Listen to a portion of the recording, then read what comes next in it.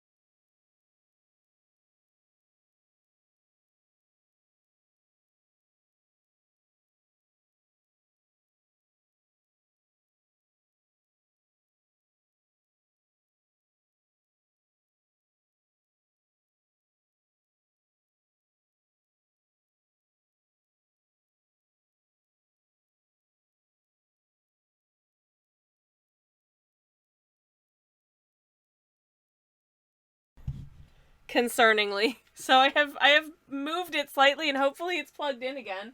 Hi. Hello. Well, I said hi to everyone in chat, which you couldn't hear because my mic had unplugged itself and there was a massive pop-up covering my chat and I could not see it, saying, "Chat seems active. Why not clip this moment for Sammy?" No! Don't clip the moment where my mic came unplugged and I was muted for God knows how long.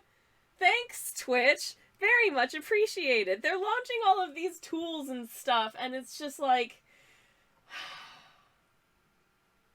just... honestly, just why not a little pop-up to tell me that my mic's muted instead of covering chat who are trying to tell me that Sledge says clip. Thanks, babe. I really appreciate that. You sure know how to make me feel good about myself. Crying out loud. Silly says, OMG, there's a Sammy Tuber. Yeah, it's me. It's me. Hello. This is me, your streamer, here to do stream. Please don't look too closely at my hands, especially not my nails. Just listen.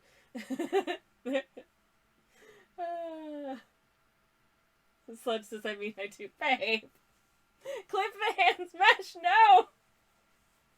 Mesh, no! Anyways, I saw the hydrates and the de-shrimpages, and I very much thank you for those. I will take a sip of my tea. As you can probably guess by its verdant hue, this is matcha. I'm having a matcha. Mesh, yes, says Mesh. Well, of course you'd say Mesh, yes, you are Mesh. Anyways, hope you're having a good Thursday, everyone. Hope you're having a better Thursday than me. But today's been... Is trepidatious a word? I feel like trepidatious. Grass drinks is Sludge. Yeah, exactly. Sometimes I like a drink that tastes a little bit like grass. Mmm.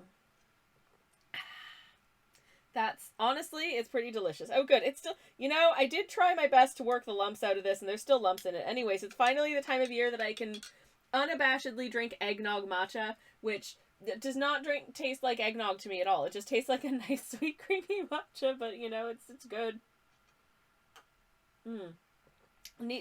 To me anyways, needs more like, I don't know, whatever the flavor of eggnog is, like a bit of nutmeg and a suggestion of like non-alcoholic rum flavor, maybe. I don't know. When I have made like vegan eggnogs and stuff, because I do like a good oatnog situation. The eggnogs back in the old country are non-alcoholic by default, and I guess if you want them to be alcoholic, you can just add alcohol to them. I'm given under that's not a thing here, and it's one of the things I really miss about the holiday season is getting to drink eggnog, because I'm not fussed about the alcohol. It's just a yummy drink, delicious hot or cold, has a pleasant flavor, but you just can't seem to get it here. Um, Anyways, I tried asking British people about it, and they're like, "Don't you just make that at home with like eggs and alcohol?" And I'm like, "No, it comes in big ass cartons from the supermarket. Wasn't it invented by you people? What's going on?" Ah! And then I had a crisis, um, and had to decide to think really hard about whether or not I was going to emigrate again. Um, but I chose to stay. And then I found love, and now I have maximum incentive to stay because, believe it or not, I love my husband more than I value having eggnog for a few weeks of the year. And wouldn't you know it, when we were in Canada for Christmas a couple years ago, when we were last there over the holiday season, the supermarket was sold out of eggnog, so I still didn't get to have any. Sledge says eggnog equals barf. It is not. It's delicious. It's delicious if you're me. Anyways,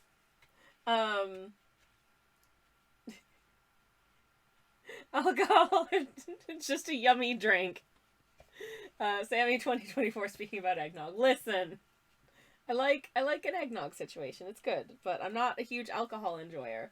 I bought, because it was on offer, I bought the like 3 mini bottle Hotel Chocolat cream liqueur set, which I look forward to enjoying. With like putting a teaspoon of it into my hot chocolate. And that's my silly drinks for the year. Yeah. Anyways, Charlie the Frog, hello, welcome in. How are you doing? It's lovely to see you and welcome. Hope you're having a good one. Mesh says, all I'm getting out of this is Sammy like that. I never drink alcohol, to be honest. And part of the reason is I don't think it tastes as good as non-alcoholic beverages. It does not taste as good as non-alcoholic beverages on the whole. You know, it's like, oh, I used to, when I was like in my 20s and stuff and I was trying to be like sophisticated and grown up, I would have like wine or whatever, because that's what you're supposed to do. And I would try and I think a lot of the things that I historically thought that I liked were actually things that I was trying to convince myself that I liked because I was supposed to like them. Because asserting myself and my tastes and interests got me weird looks and people treating me like I was from another planet. I'm kind of too old to do that anymore, which is great because I can just be like, I don't enjoy alcohol that much, really. I don't want to get silly. And I'm not super comfortable around people when they're all silly. And I just don't think it tastes as good as like a coffee. Mesh says Long Island iced tea does not taste like iced tea. Was a revelation. I'm disappointed because a nice iced tea is a delicious, refreshing beverage. Whereas as far as I know, Long Island iced tea is just like a glass of vodka, gin, and rum. Did they put ice in it? I don't know. Maybe things are tough out on Long Island. I do have a friend who's from Long Island. But they don't live there anymore. So maybe that's telling. I'm so sorry to anyone who lives on Long Island. I've never been. I'm sorry. I'm sure it's lovely.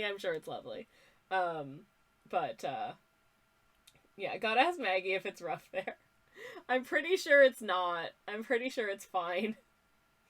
Sludge says no, Long Island iced tea is nice. Okay. I've never had it. I have no idea what it's like. But I just assume that it tastes like alcohols. Anyways. You're probably wondering what I'm doing here today. I mean, you're probably not, because you probably think that I'm streaming, and that would be a correct assessment. Good job. But as far as what I'm doing with this specific nature of the stream, we're doing weird paint science again today because I had fun doing it last time, and I wanted to do it again. So that's what I'm going to do. But anyways. Eggnog matcha, also good. And I'm Googling something so I can show you. And also just have a benchmark for myself, because this is I'm trying to recreate the vibes of a paint that I don't own, which might seem stupid and like a mistake, but here we are. And how representative is this swatch that I'm finding on? I don't know, because some of these swatches look different than others. This is a very pretty swatch. I'm gonna pull this up as my reference. There we go. Anyways, for paint science as many distractions, hell yeah.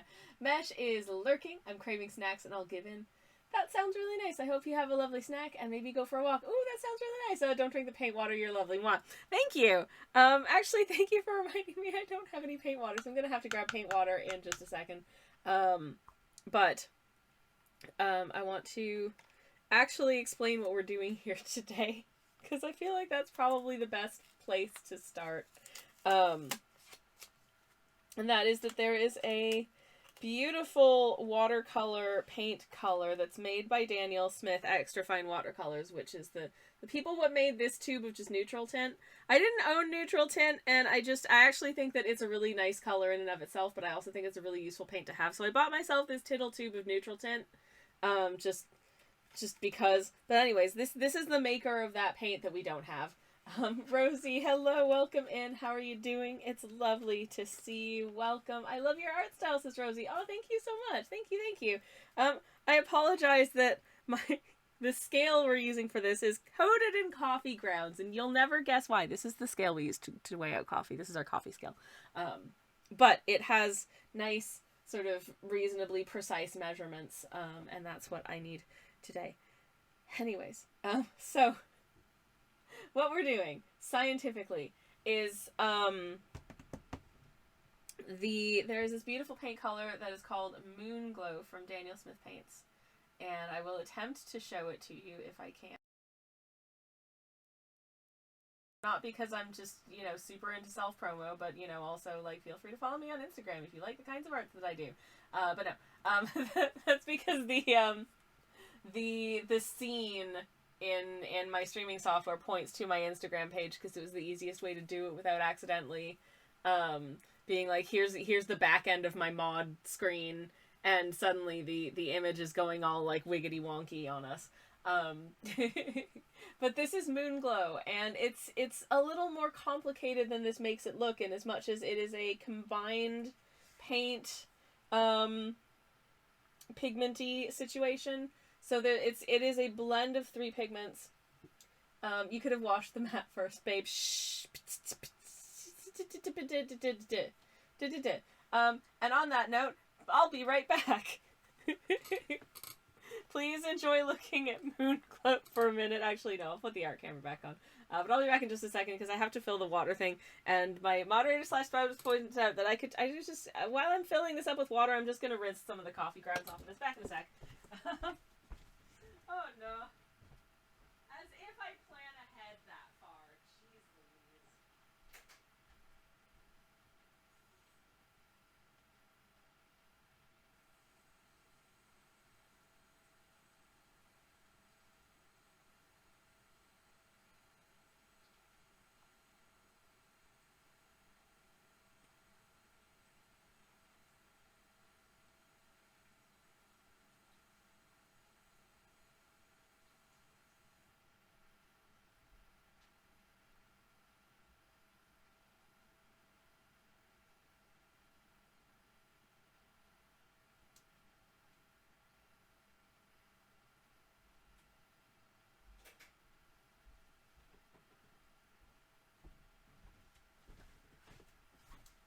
Okay, hi.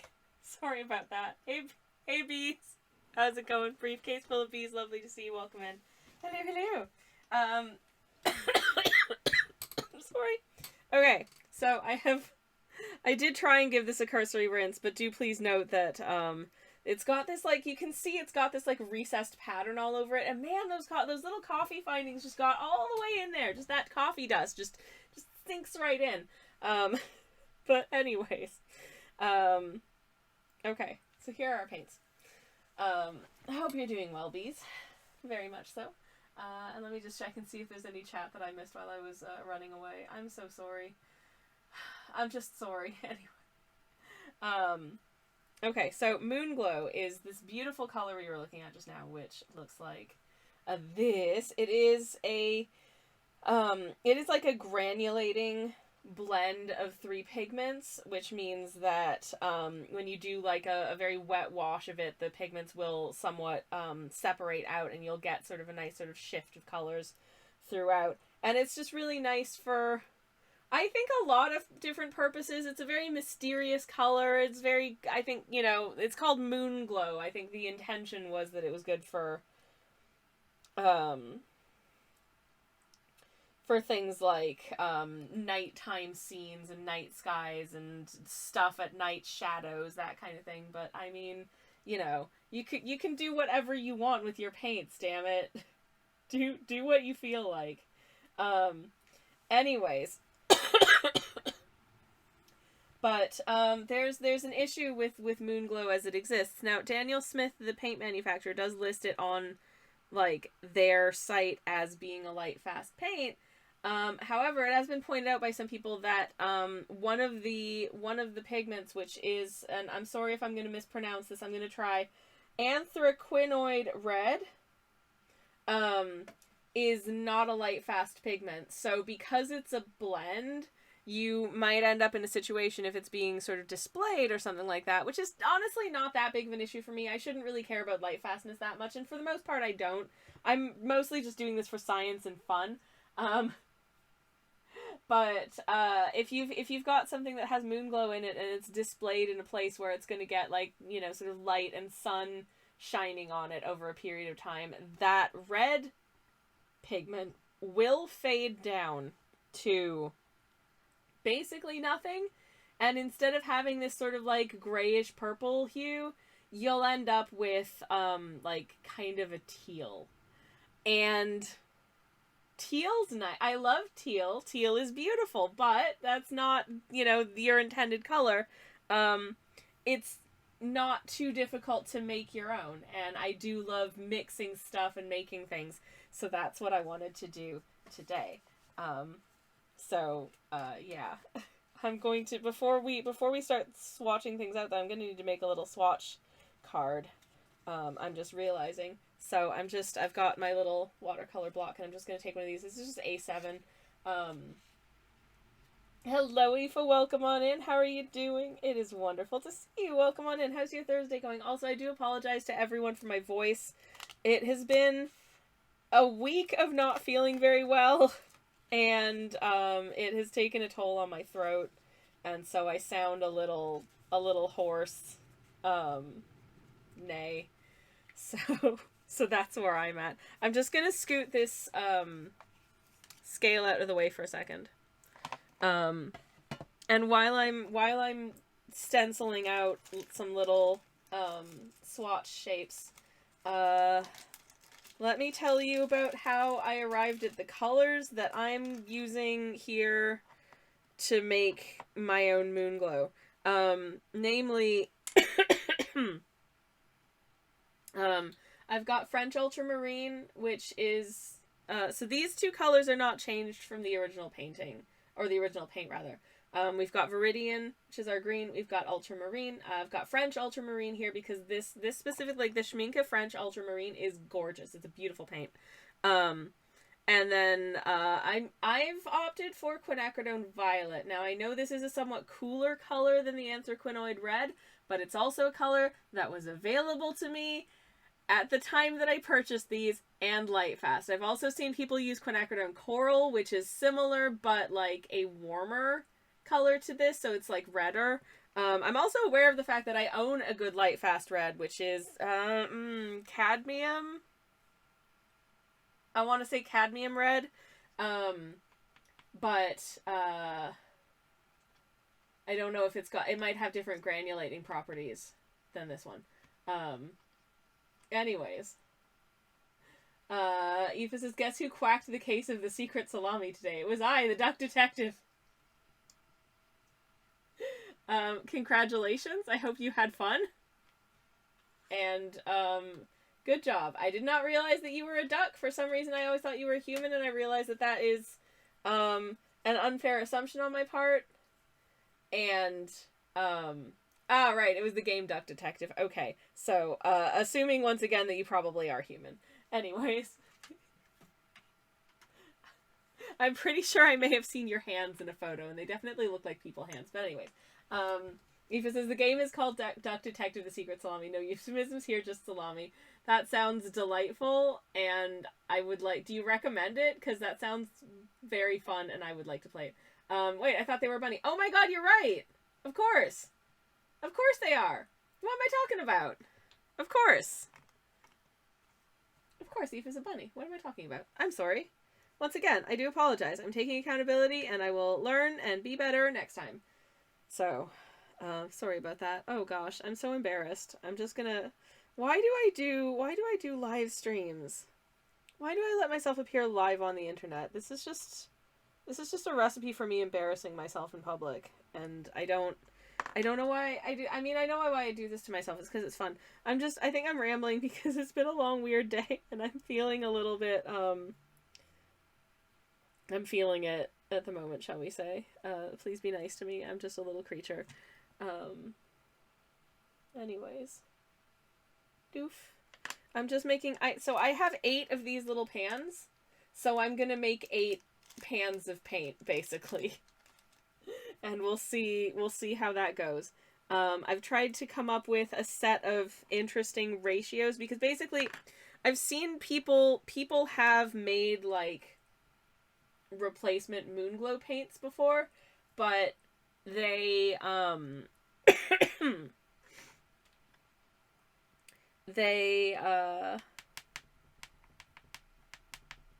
what was I saying?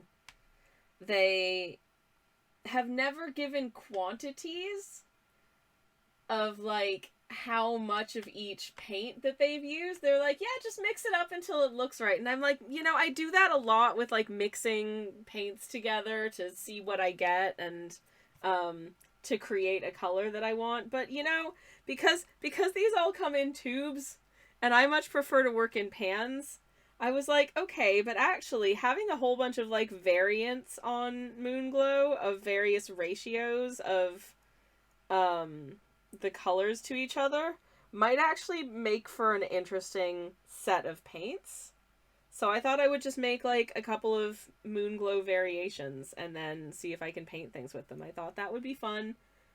Maybe this is stupid, I don't know, but I think it's going to be a good time, and hopefully when it's all done we can make some paintings with it.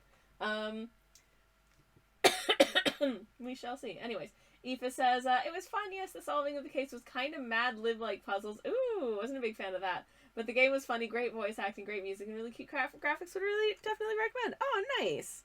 That does sound like a lot of fun. I'm glad you had a good time with it. I very much am. Oh no, I think I placed this slightly off kilter. Oh heck. Oh shoot. Okay, well, anyways. How's everyone else's week been? I hope you've had good weeks.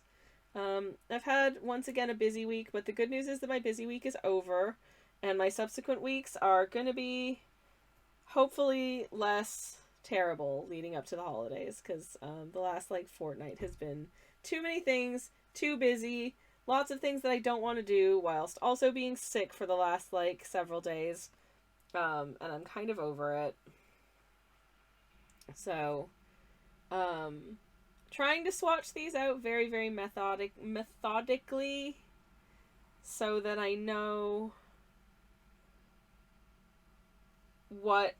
how much of each paint is in each palette.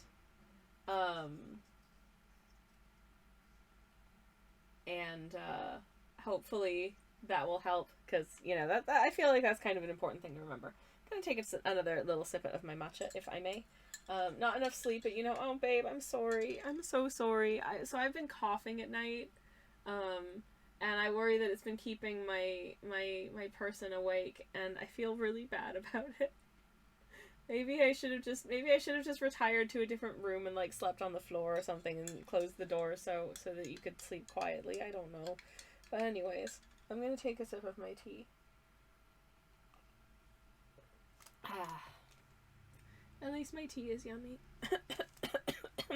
Okay. So. Heck. There we go. Okay. Alright. So, um, there are so many versions and variations on, like, so many different ratios we could try with this, but I've only got 8 of these, so I've had to be a little bit choosy, and I'm hoping that one of them will be, like, good. Um, but also, yeah, maths, I'm not super good at holding, like, the numbers in my head, so hopefully I don't make too much of a mess of, like, the potential numbies. I feel like a good starting point is, well, first of all, I think we should swatch out the actual just, like, colors that we have, so we have an idea of what they look like in and of themselves. Maybe try and get a feel for how intensely pigmented each of them is. And once we have a feel for our 3 base colors, we can then start looking at things like what it looks like if we just use equal quantities of each color, and then what it looks like if we use, say, like, 50% one color and then 25 each of the 2 other colors or something like that,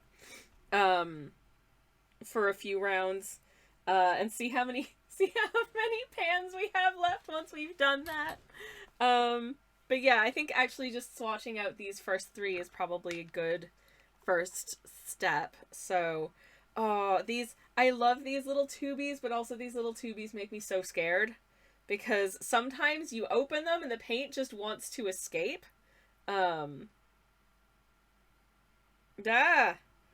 Okay, this is very, this paint is very, at least the bit on the end felt really, like, saying it's wet paint when it's wet paint sounds really obvious, but some paints are like quite thick and gloopy, and some paints are quite, like, wet and runny. This feels like a fairly runny paint, I would say.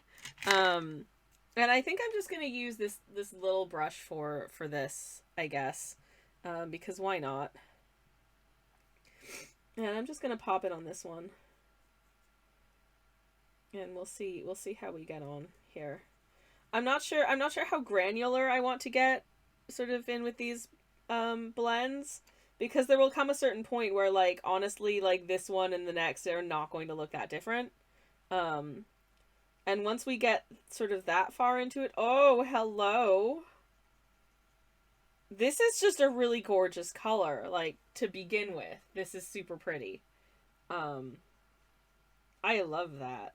This is interesting. It's actually, it might be a little bit cooler than I expected. This is another thing about, like, ordering paints online and seeing, sometimes you'll see, like, swatches and stuff, and you're like, okay, how come this swatch is a completely different color to that other swatch from a different website? Which one of these is accurate? And then you just need to, like, buy it and find out. But that's really pretty, but there's definitely, like, a very cool base to it. So it is definitely, I feel like this feels like more of a pink than a violet to me, but it's definitely, like, I don't know, it's kind of close to magenta, but part of the reason that I picked it is that someone also used magenta as a substitute for the anthraquinone red. So I figured that probably wouldn't ruin things if I did something that was, like, close to a magenta, but I think possibly magenta was out of stock. And I wanted to get 3 paints from the same manufacturer, because that way I would feel like be able to fairly safely assume that they play well together, they play nicely together. So, yeah, paint sploosh, says Sledge. Sometimes the paint sploosh. I am going to have to mute for just a second with the sincerest of apologies, but I shall. So just one teeny tittle moment, please. Sorry.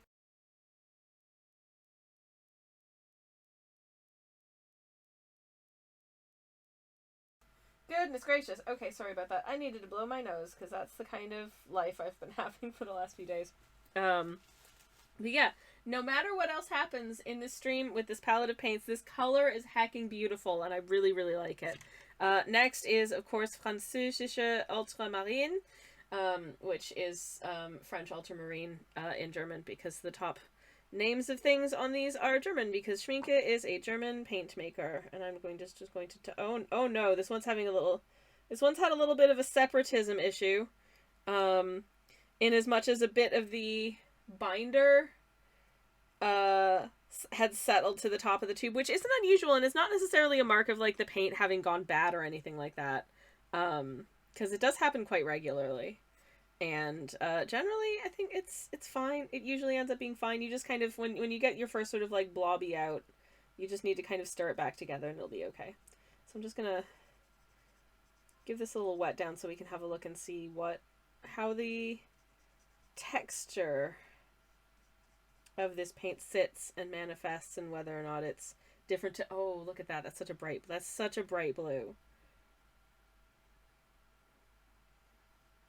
And immediately, it's gorgeous. It's a beautiful, bright, vibrant blue.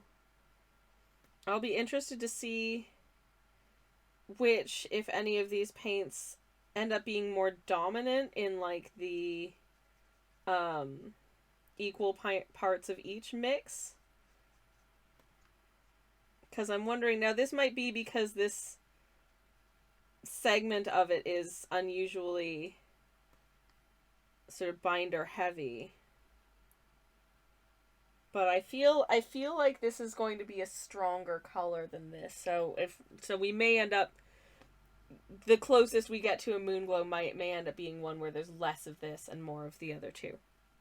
But so far, what we do have is just some really, really pretty colors. Like, these are really, really nice. This one is not so much a granulating pigment. This one is more of a granulating pigment. You can see some texture happening as it sits on the paper, but I think that's fun. And it is nice, and it is fun making blends of paints where you have either two pigments that granulate or one pigment that granulates and one that doesn't, because the size of like the paint particles are different and will interact with the paper in different ways. And that, oh no, we've got a situation with the Viridian where it is desperately trying to escape. I don't think I can safely put the lid all the way back on. I'm just going to kind of rest it so that it's not making a mess. But I'm just going to have to be careful. Oh no, the lid is like falling off because there's so much paint. But I don't want all the paint to get stuck inside the lid and then you can't open it, so I don't want to close the lid right now, is what I'm trying to say. Oh no. Oh no. That's it, just oh no.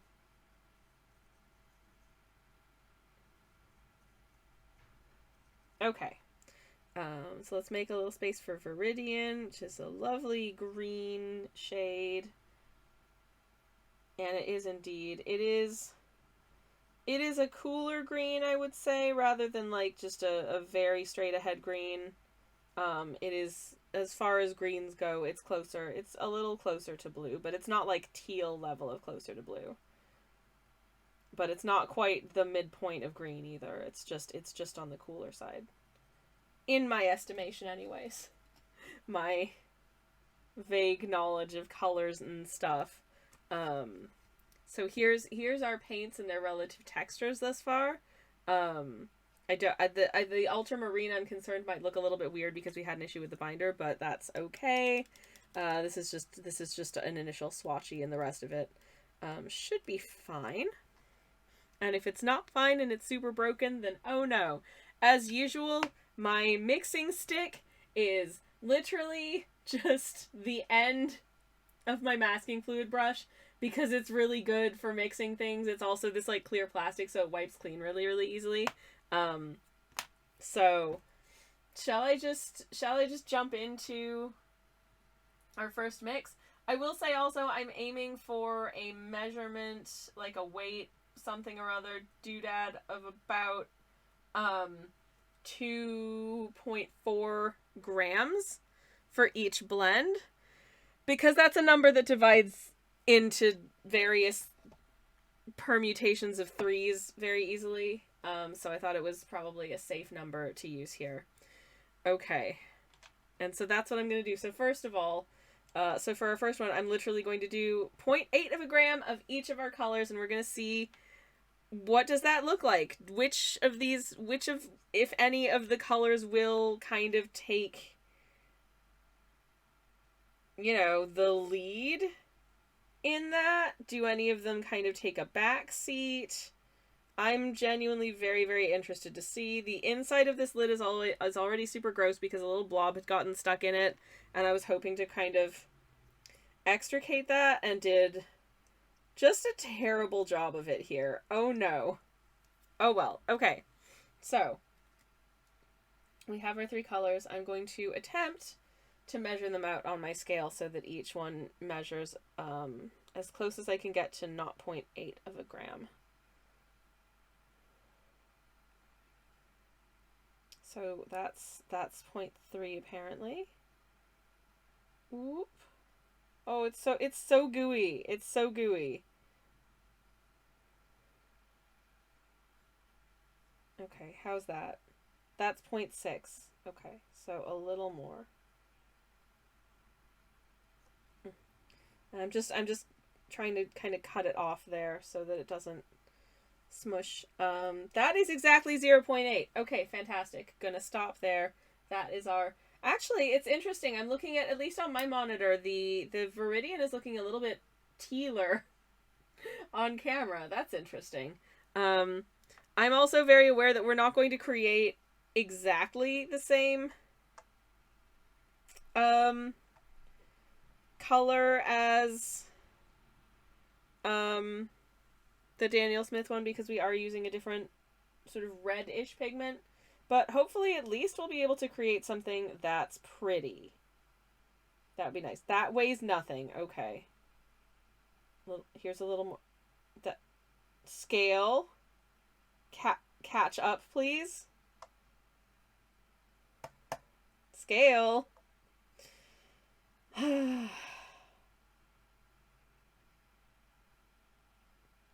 There we go.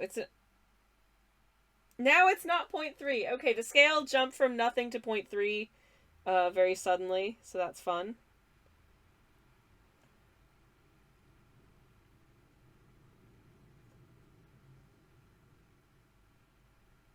I feel like I'm adding a lot of blue to this. But there we go. Okay. It's also possible that because these paints contain different pigments, different paints will have different weights for the same volume. So, am I doing this in a scientifically good, correct way? I honestly don't know. Actually, just out of curiosity, I'm going to weigh up and see how much does an empty container weigh. Okay. Okay. Okay, nifty. Nifty! How much does this weigh? So far, nothing. I'll keep squeezing. Keep on squeezing. Okay, there's 3. This is also looking incredibly full.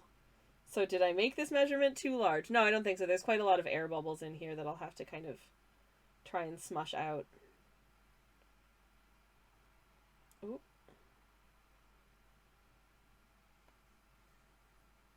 Okay, and there's our 0.8. Get back in the tube so I can close this. Alright, cool. Wizard. This is going to be really messy to stir. I'm going to take the scale away in order to do that, I think. Oh, I'm going to get paint on my fingy because it is trying to escape the containee.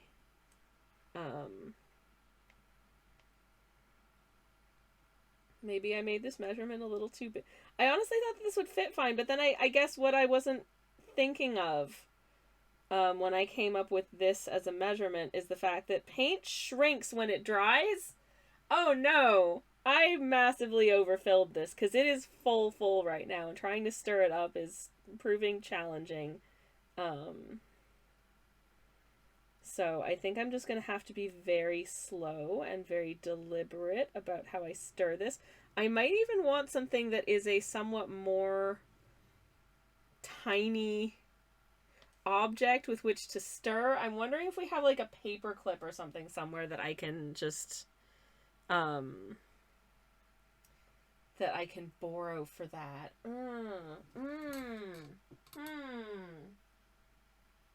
Have I got any paper clips or anything like that? I might have... Sorry, I'm just thinking vaguely out loud now. I'm just wondering if I've got something a little bit finer than this. I might have... I could use like a matchstick. There are little cocktail sticks behind me, says Sludge. Can you get a small brown cardboard box near my dice tray? Oh, brilliant! Can I borrow one of your sticks? And when I say borrow, I mean you're probably not going to be able to use it for cocktails or anything subsequently. But can I borrow a stick? Sludge Kalia for making the delicious paint cocktail. No. It is not for eating. But thank you so much, my darling. I owe you a cocktail stick. I really appreciate it. So I may need to, oh no, rethink my numbies for the rest of these because this is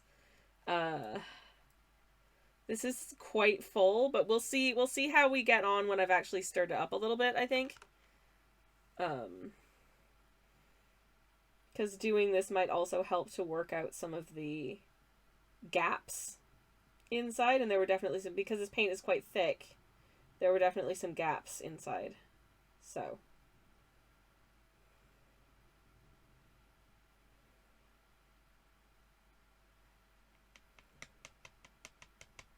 Gonna see if I can tap it out just a little bit. Oh no. Oh, what a silly sausage. Because, of course, manufacturers of convenience blend watercolors aren't generally blending them inside the pan. I don't want it back, mind you, says Sledge. Okay, also, hi, Theo. It's lovely to see you. Welcome in. Hello, hello. Hope you're having a good one, my friend. Hoping indeed. Okay. Also not sure if I'm getting, like, a full stir up of everything here because it's really hard to see. I'm trying to kind of like dip down to the very bottom and fold upwards to make sure that everything, and I'm sort of turning and folding. This may take a few minutes actually of turning and fold. Last time I did this I used a much smaller measurement. I used like a single gram, and this time I used like 2.4 grams. So maybe I should be doing like, but 1.2 grams really doesn't yield very much paint at all. So, I might do a slightly smaller amount for the rest of them, or I might just do a lot of mindful stirring. Both is fine, probably. I don't know.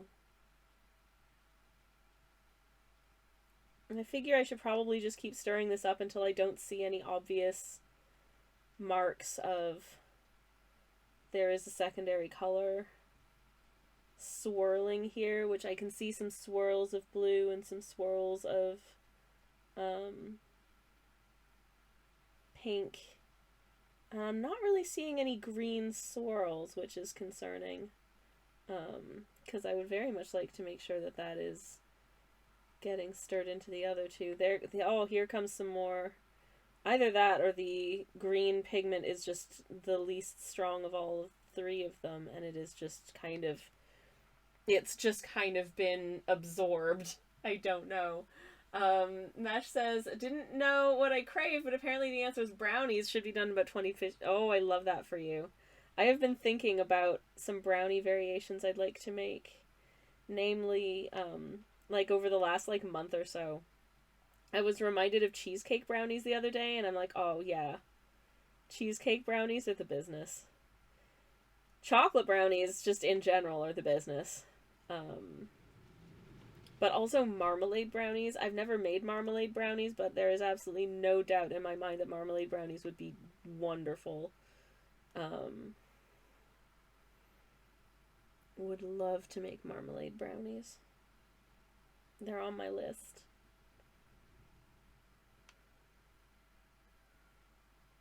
Also would love to teach myself to make marmalade. I think that would be really fun. Anyways, I hope your brownies turn out nicely, Mesh.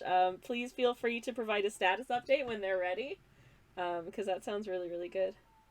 We do have some cake at home at the moment. We have a Yorkshire Parkin, because I hadn't had one in years, and we happened to find one at like our local Iceland, just like randomly, and I was like, oh. I don't do a lot of my regular shop at Iceland because we just don't have that much space in the freezer, but they do have like other stuff. So sometimes when I pop in for like veggie dino nuggets or something, I'll just have a little nose round to see what else they've got. And this time they had a little Parkin cake loaf. And I was like, hell yeah. I haven't had one of these since I lived in the north. So I decided to nab one.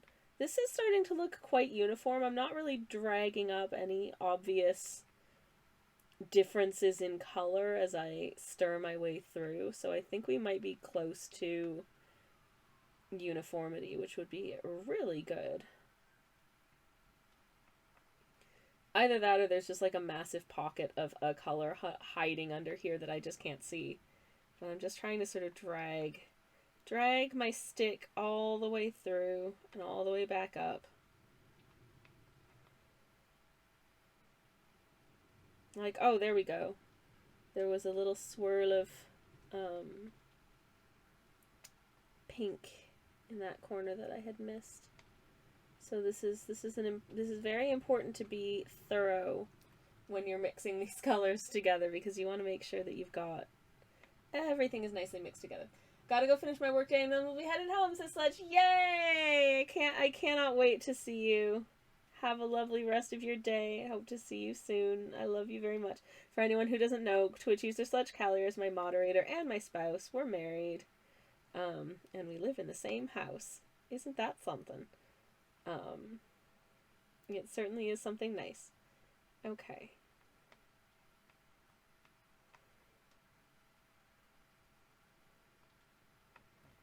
Okay, I think I've got it here. I think we're here. I think we have it. So, I'm going to try and drag as much paint as I can off of my stick and into the pan. And as far as I can tell, I don't know how well this reads on camera, but as far as I can tell, it basically just looks like a very deep blue violet, which is what's leading me to wonder if the Viridian is the least, like,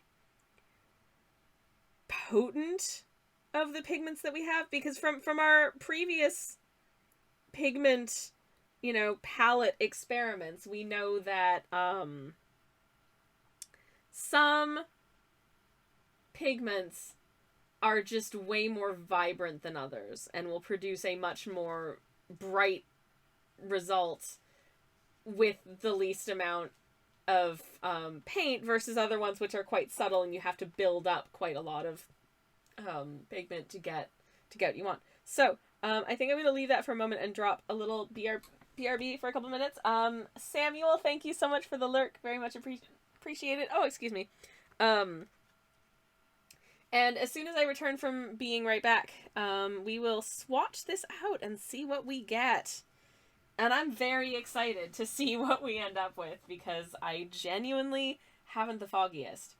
Also, I'm gonna have to name all of these colors, so I'm gonna have to decide what moon-ish themed coloring each one looks like. So that should be interesting. But in the meantime, hello. Alright, we have our first new color. Oh no, I shouldn't have rested that there, because now a whole bunch more paint is stuck to it. But what I'm gonna do with this paint anyways, is I'm just gonna sort of decant it onto my little brushy here, so that we can do a little swatchy with it. Because I figure waste not, want not, and this is perfectly good paint, so I'm gonna try and make use of it as best as I can. Alright. So let me just give this paper a good moistening first, and then just pick up a nice blobbit of this blue. Ooh! Okay, so that's very blue. That's basically just, a purplish blue. It's really not what I was expecting, actually.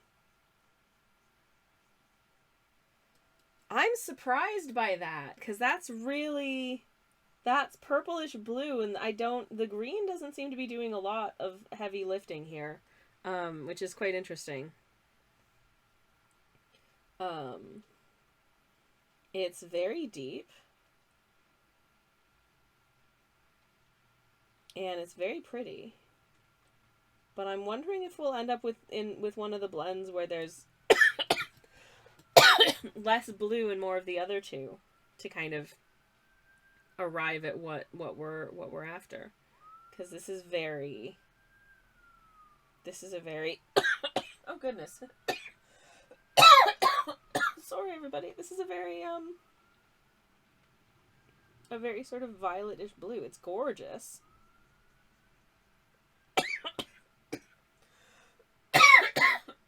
Oh no, let me take a sip of my drink. But it's definitely like violet blue. Where did the green go? And I can actually see as it dries, you can see sort of the larger sort of granularness bits of the Prussian blue kind of sitting on top of the smaller pink that has kind of separated out. But I'm really not seeing a lot of the green. So hopefully that doesn't mean that I didn't stir it up enough and that there's green like just hiding in the bottom. But I stirred the absolute bejesus out of this thing. So I guess we'll just have to do another one and then see what happens with that. I'm just gonna take my little sort of wiping tissue here and give this a good wipe if I can. Bloop. Get as much wet paint off of this as I am able to do. And thankfully it does come pretty clean, actually. It is coming pretty clean, so that's really good. And then we can try a different mix. So I was thinking for the next couple that we do sort of like a 50-25-25 split. So like 50% green and then 25% each of the Quin Violet and the Ultramarine. And then, 50 violet, 25 of the other two, etc., etc. And then I'll need to come up with names for all of these new moons. Hello, Tals, welcome in. How are you doing? Wonderful to see you. Welcome. But yeah, I think that's what I'm going to do for the next sort of round of them and see how those shake out. So why don't because this one felt so ungreen, I'm wondering if I should start with our just as a comparison. Let me bring up again what the original Moon Glow looks like, and actually it is fairly sort of purpley blue-y, at least in this picture of it here, but it is also definitely a little bit more grayed out, and I think that is the green sort of adding a more shadowy quality to it, which we're not seeing super strongly yet. So I think we need to keep tinkering if we want to create like a Moon Glow replacement, and B, want to create a color that feels like there's more green in it. I don't know. Anyways, but yeah, also it's entirely possible that I just picked the wrong like red color for this. Maybe I should have just gone with like the cad red that I already had. I don't know. But I've started with this one, so I mean to continue with this one. Whatever we end up with, I think we're going to get some really pretty colors, and that also is just fun. So, it's possible that there's too much of a bluiness to this Quin Violet, but when I looked at it on like the swatches on the website, it looked quite close to the original red, but a little bit cooler, and quite close to magenta, which was a recommended substitute. So I don't know. We're just gonna go with what we have, and if I decide I hate all of these, then I'll just make more with a more red paint next time. We might get a different result. Anyways, color theory. It's confusing, but I mean, I get it in theory, and then I mix paints together, and I'm like, huh. Anyways, A bit rained on, says Tals, but happy to be home. Oh yeah, it is loud outside right now. It's been pretty howling all day. Actually, the window's on the latch, so I'm just gonna shut that because a cold draft is coming in and I don't like it. Okay, so I'm going to need. Oh no! Oh no, Viridian, why have you done this to me? The inside of the cap is already all gross on this. Oh no. I'm gonna try and scrape up some of this if I can to get into the doodad. Because there was just a big blob on the inside of the cap, which no. Okay, so I'm gonna remove the cap so that we have a correct measurement. So we are at 0.0 grams, and we are looking to get to 1.2 grams specifically with our green. So let's see how we go. Ooh. That's not 0.3. Okay, that's an acceptable start.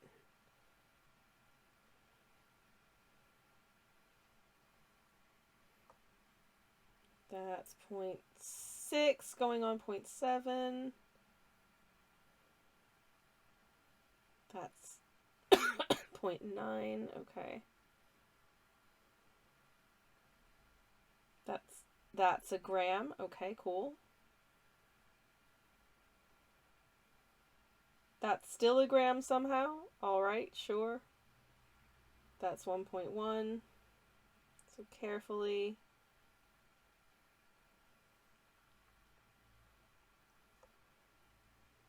There we go. That's 1.2. Okay. Cool. And then I need 0.6 of each of the other two. So first, let's put in our Französische. I'll tear that back out.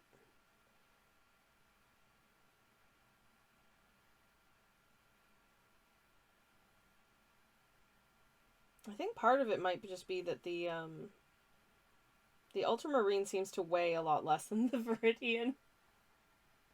Because I've blobbed a whole bunch and it says it doesn't weigh anything. And I know it's not my scale because it was weighing things fine just a second ago.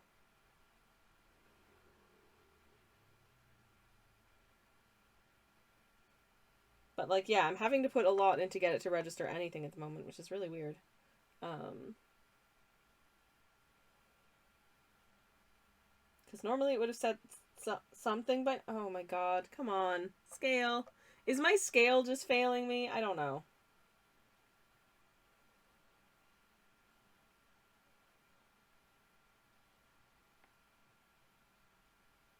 I think maybe my scale just hates this color. Because I'm running out of space. Okay. Well, there we go anyways. We got there. I'm going to tear that back out. And we're going to add our pink and hope that it fits.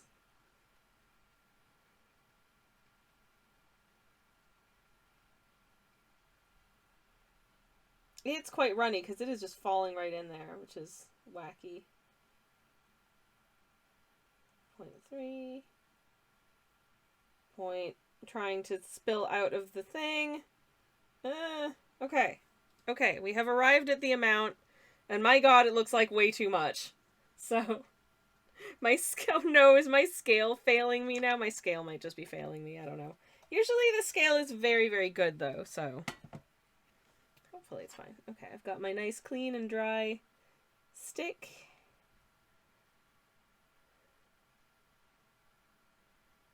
And I'm just going to very, very carefully try and draw all of these into the set. Hopefully the whole thing should get thicker as the green combines with the other two.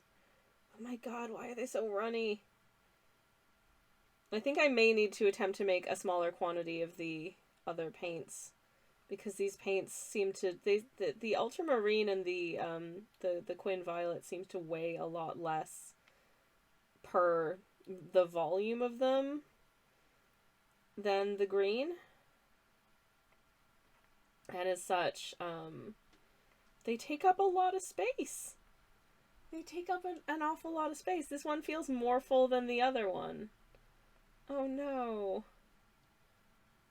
So yeah, I think I might need to just ever so slightly adjust my quantities for the other ones.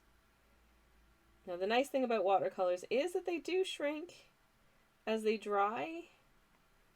If you've ever like poured paint into a watercolor pan, had it dry down, and then found that, oh, there's like, it just goes sort of like, it just dips in the middle. That's why. And where's all my, once again my green is disappearing. I added so much more green into this one and I can't see it. This might have been a terrible science experiment, but hey, you know what? Nothing ventured, nothing gained, and this is how we find out how these things work. For instance, which pigments are heavier than others and therefore have to comprise more quantity in a mix. For instance, the blue seems to weigh absolutely nothing compared to the green, which is not something that you don't see a lot of talk about pigment density with regard to how it affects the overall weight of a paint. And it's not something necessarily to do with the paint composition, because we've got 3 paints that are all made by the same people from the same range, so they're all using the same binders, which I think is just gum arabic, which is quite normal. Though some paints do have that will have honey in them as well, which I think has some beneficial effect for like the consistency of the paint, but also means that they are they can be sticky even when they're dry, like in the pans. I don't think it really affects the overall, like the ultimate like result of the painting in terms of how the paints dry down on paper, but in terms of putting into pans, if they have honey in them as a binder, they are not necessarily the most blendable.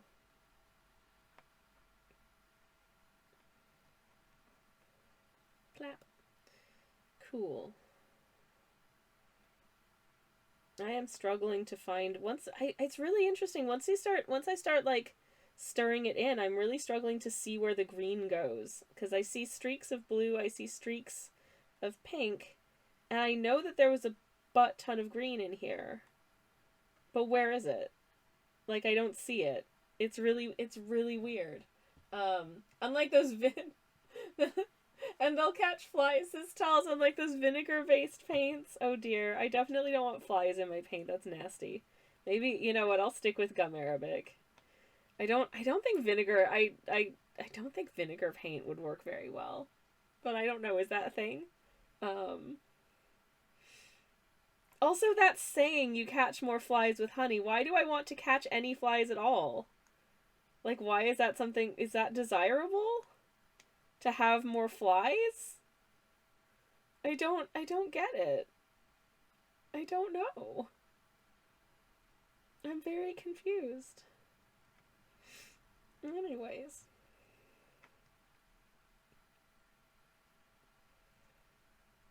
Okay.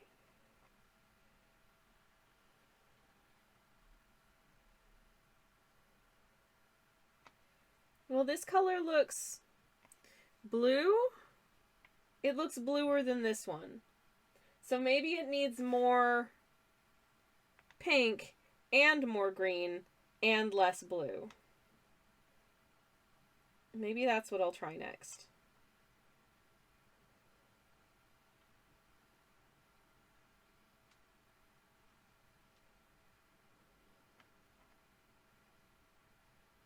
We shall see.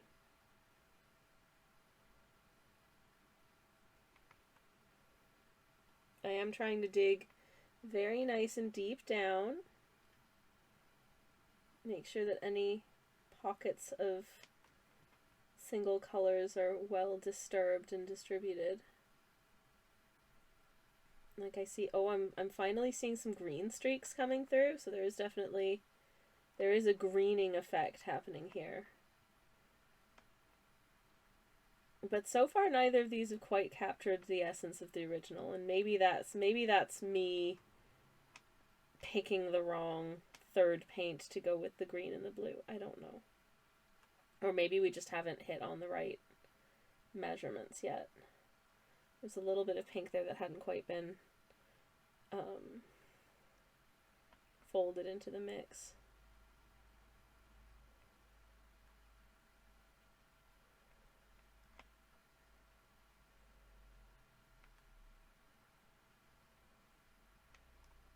Okay, that's really starting to look quite uniform, I think. I think that's really starting to look quite uniform. It looks very... It actually looks quite like a deep teal. Oh. We maybe made a deep teal. This is so this is honestly, I'm finding this very interesting. I don't know if anyone else finds this very interesting, but I just think it's neat. I know it's not quite as exciting necessarily as me just painting a picture, but hey, you know?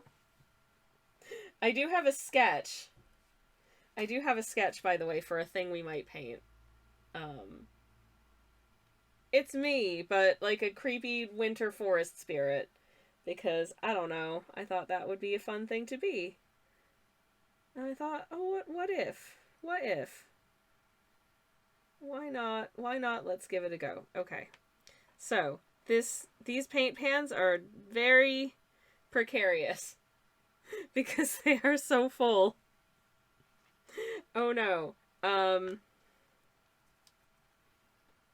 So what this is doing, this is drying down to a really beautiful color. That's a gorgeous color. Is it Moonglow? No. It's too vibrant, I think. It wants to... Moonglow is a little bit... It's subdued, it's shadowy, dark and deep. Maybe the last one I do will take all the lessons we learned and I'll try it with a different red for our last paint. I don't know, because I'm beginning to question whether or not I'm just not going to get the same result with this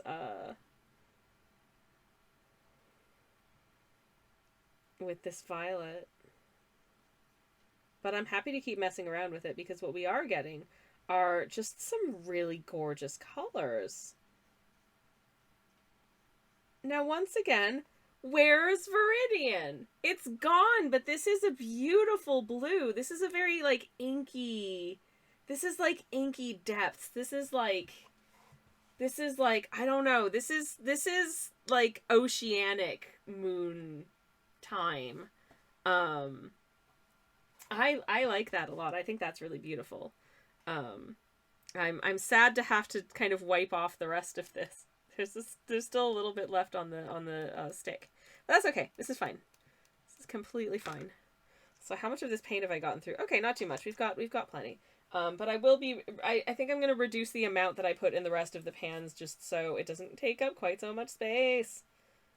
Okay. So what I'm going to do is I'm going to write down the amounts that I've put in each of these so that we know, because that feels like a really important thing for us to know. And I'm going to write this down before I forget what I've done so far. Okay. So, this is just Quinn Violet. This is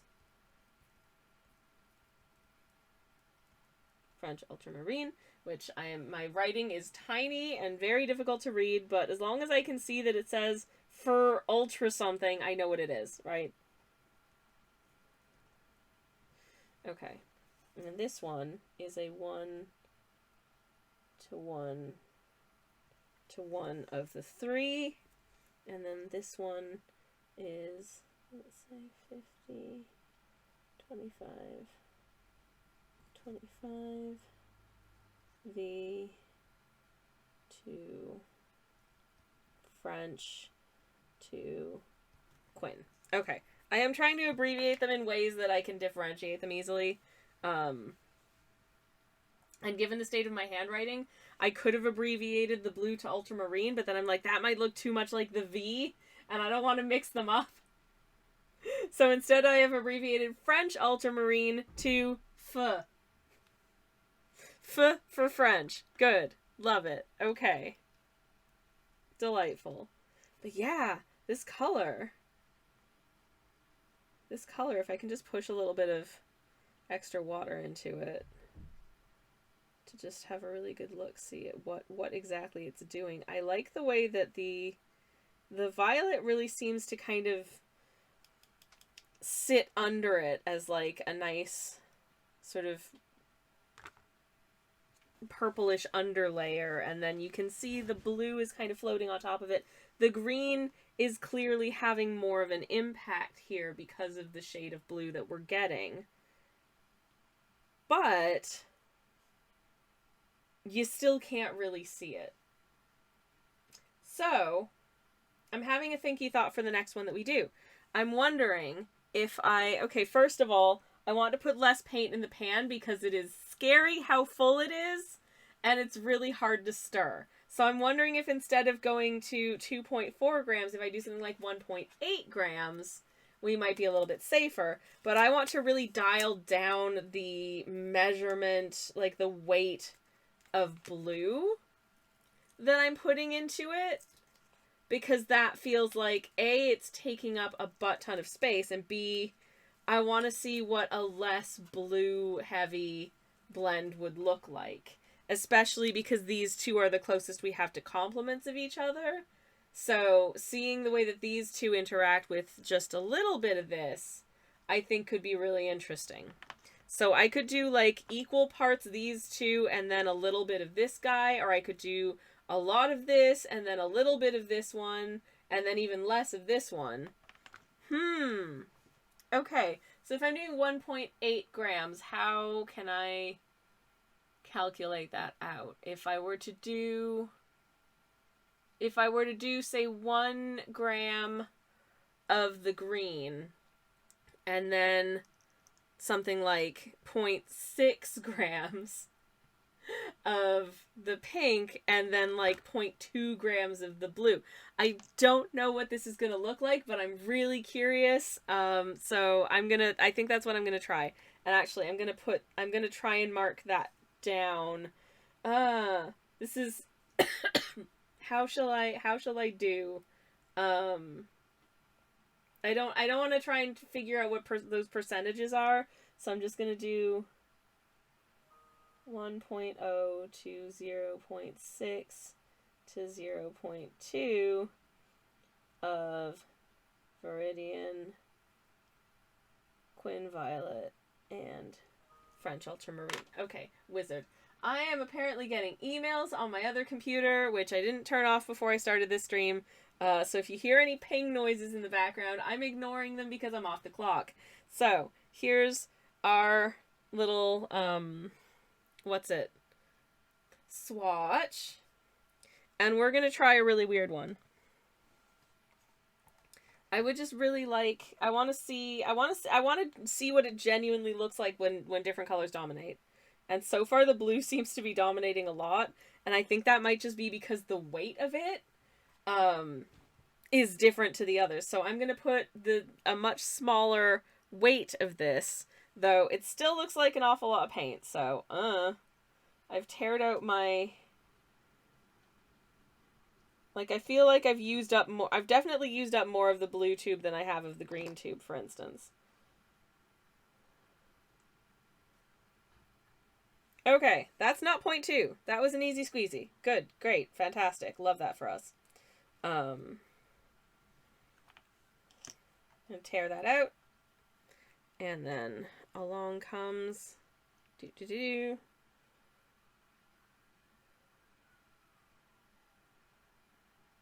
That's 0.4. No, it's 0.5. Okay. It's probably on the cusp of between 4 and 5. And there's 0.6. Okay, easy. Nice. And then I will add 1 of green. Oh, it's going to be fun watching these dry. Just because of the way that they, like, go sort of concave. Anyways. But yeah, how's everybody's week been? What you been up to? I hope you've been up to fun things. I hope you're having a good time.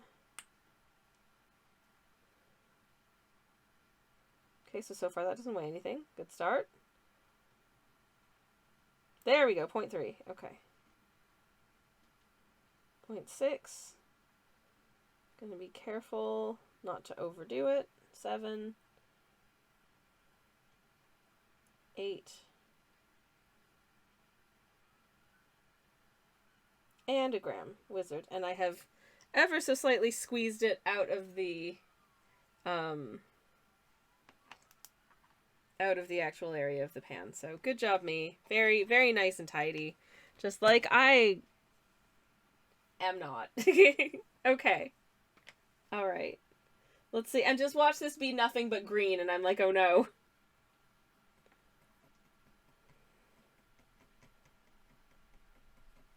But again, I'd like to see if we can get some different levels of interplay between the colors. It's turning blue again! Oh my god! What the heck? It's just turning it teal! Where is the pink going?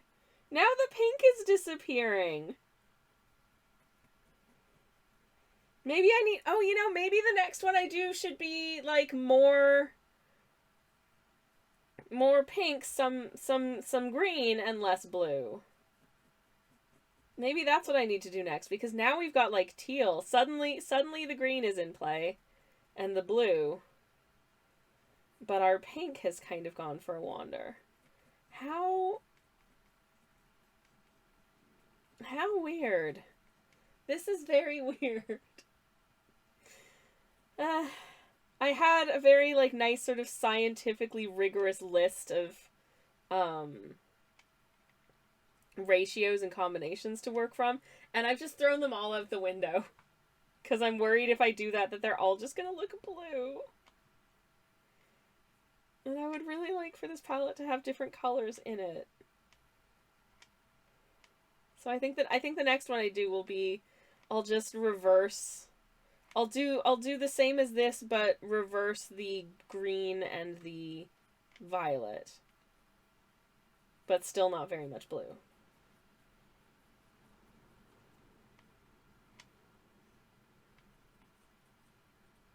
Okay. Because, yeah, that, again, is it's a very blue color. The blue just really wants to assert... The blue is more assertive than I genuinely thought that the blue was going to be. Like, so much so.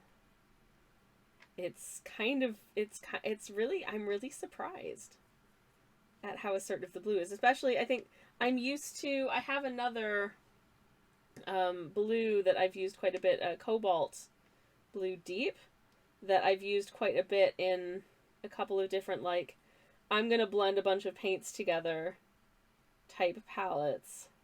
And that blue is really receptive to receiving other colors. Like, its pigment is not nearly as strong as this one. Not as assertive. This has definitely got green in it. So to that end, good job, me. But now I can't really see much in the way of the pink.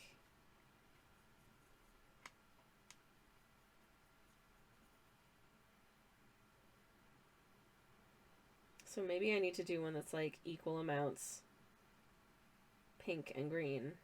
And just a very little bit of blue. I don't know. Let me pick some up so I can swatch it out.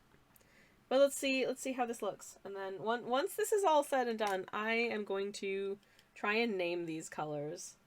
I'm really hoping to end up with a palette that has some colors on it that I actually want to use in conjunction with each other, because otherwise, why did I do this? But also I don't want them to all just look the same blue, because I don't think that would be very interesting. And also that doesn't really reflect the spirit of the color that we're trying to celebrate but make light fast here.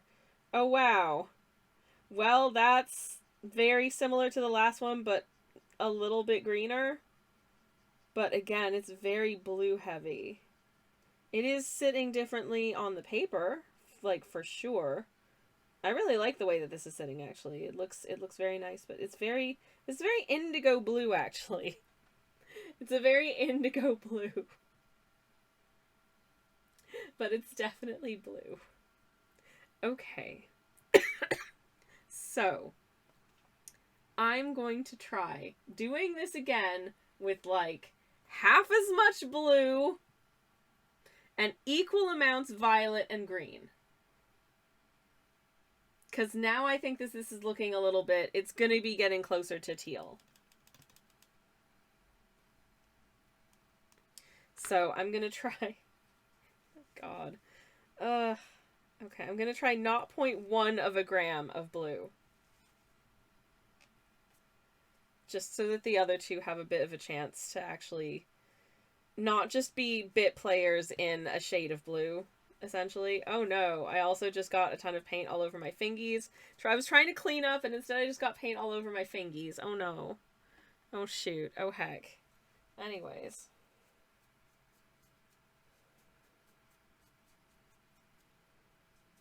What's the weather like where you are, chat?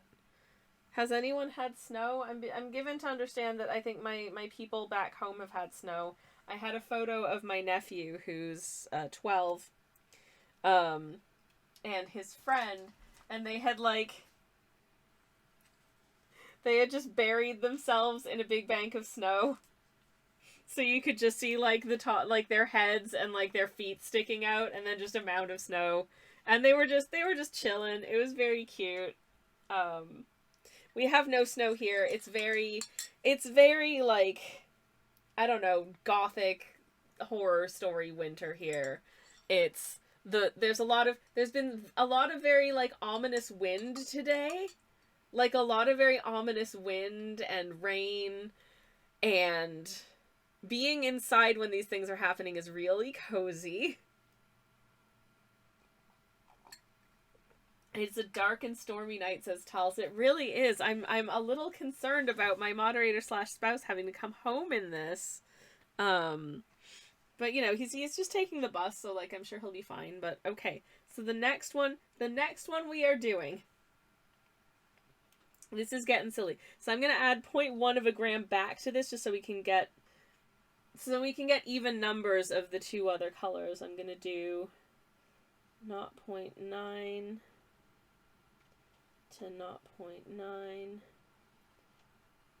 to 0.1 and see how we do with that. B, Q, French. Okay.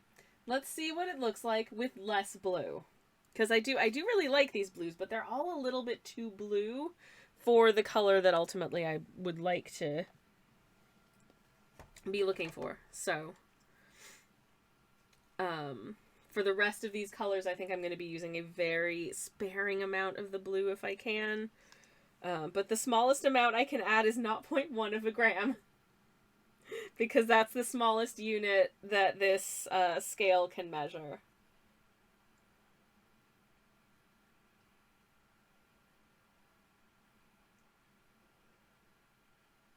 And yeah, it takes a lot of this to get to 0.1. It really does.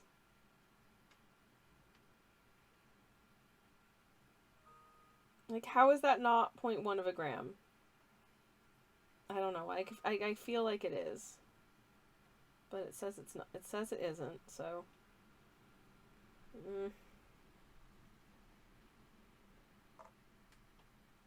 Guess the other thing I can do is just to verify. Okay, because that says it's minus 0.4 of a gram. If I just have so that means that's actually 0.4. So is my scale just not registering this? I don't, oh, hold up. Maybe if I, okay, and tear, and place. Now it says that's 0.4 of a gram. Have I just been putting way too much blue because my scale doesn't understand, the density of this paint or something? Because that's really weird, too. Oh, no. I might have just been massively overpouring the blue, then. I don't know how I'm going to be able to scoop this back into the, tube, but I'm going to try and scoop some of this back into the tube now.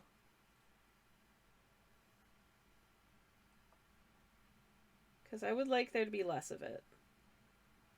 Get in. Maybe this is why my measurements have all been off. For some reason, it seems to be fine at measuring the other ones, but maybe it's just not registering this, which doesn't make sense because weight is the same no matter what the material is. But this paint seems to have confused my scale, which is kind of messing up the scientificness of my results. Which means none of them are verifiable. Get a better scale if you decide to do this experiment yourself.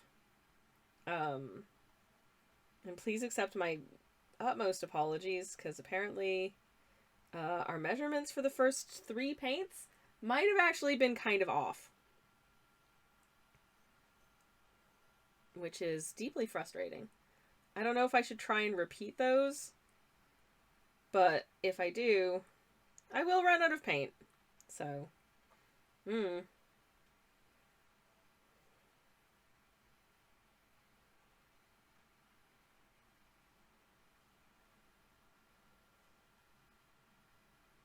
Okay, I'm just like squeezing this tube to try and get the paint back inside.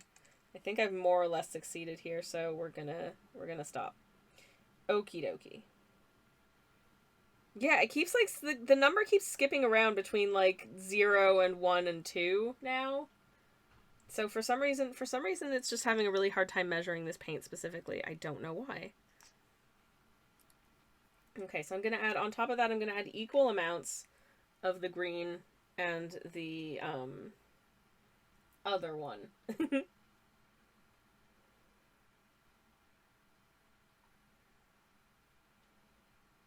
how are we doing? Almost there. Another nice big squeeze. I'm running out of this Viridian. I've used so much of it. And to what end? Because it keeps not showing up at all in the blend. I guess the last one was pretty tealy. Okay, that's about 0.9. Cool. Anyways, I'm just going to rest my cocktail stick there because I was literally holding it in my mouth just now. I'm going to tear this out, and what I will do... Okay.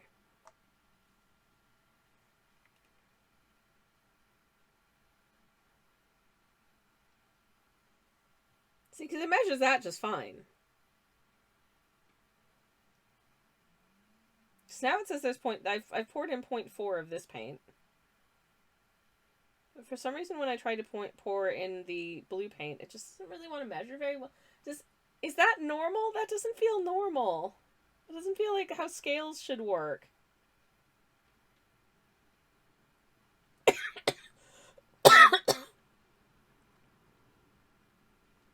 Okay, a little more blah, but that's 0.9. Okay. Let's see how these bad boys interact with each other. I mean, ultimately, as long as at the end of the day I end up with a bunch of cool paints, then I'm a happy camper. But if this once again stirs up and just turns into blue, I'm going to be very confused.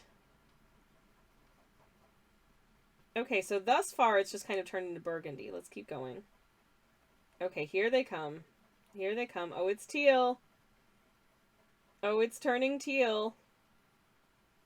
Don't you just turn teal on me.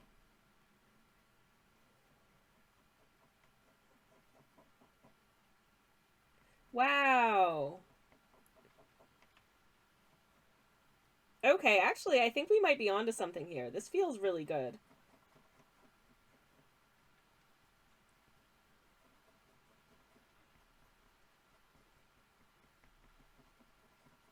This looks really nice. You can definitely see the pink. It still looks kind of blue. But you can definitely see the pink. You can't see the green at all.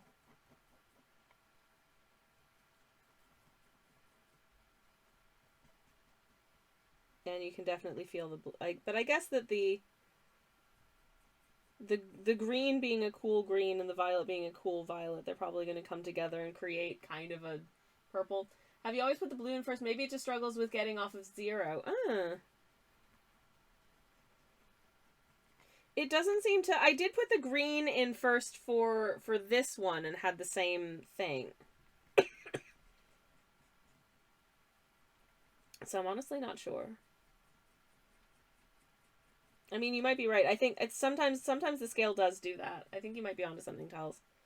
I think it definitely kind of takes a second to get away from 0. But the blue seems to be the worst for like actually registering that it's, even when the number has started to go up, it just doesn't seem to want to go up at all. Okay, putting less paint in. Oh my god, this is so much easier to stir.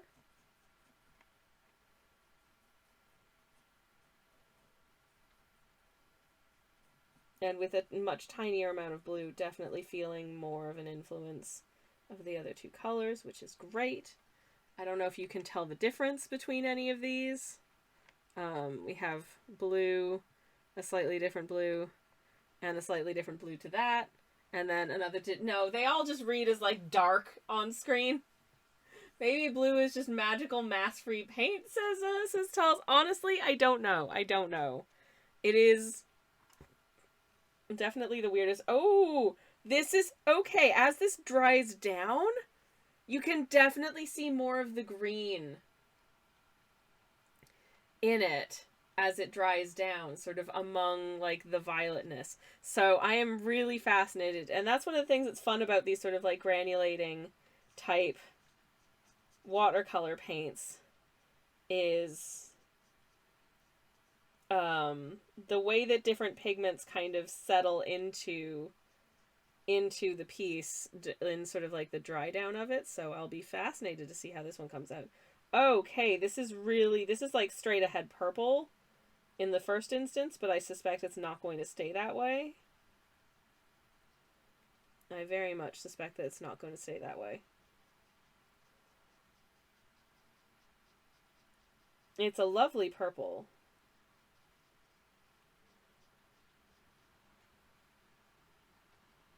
Actually, I think it's possibly fairly close to what I would like to see.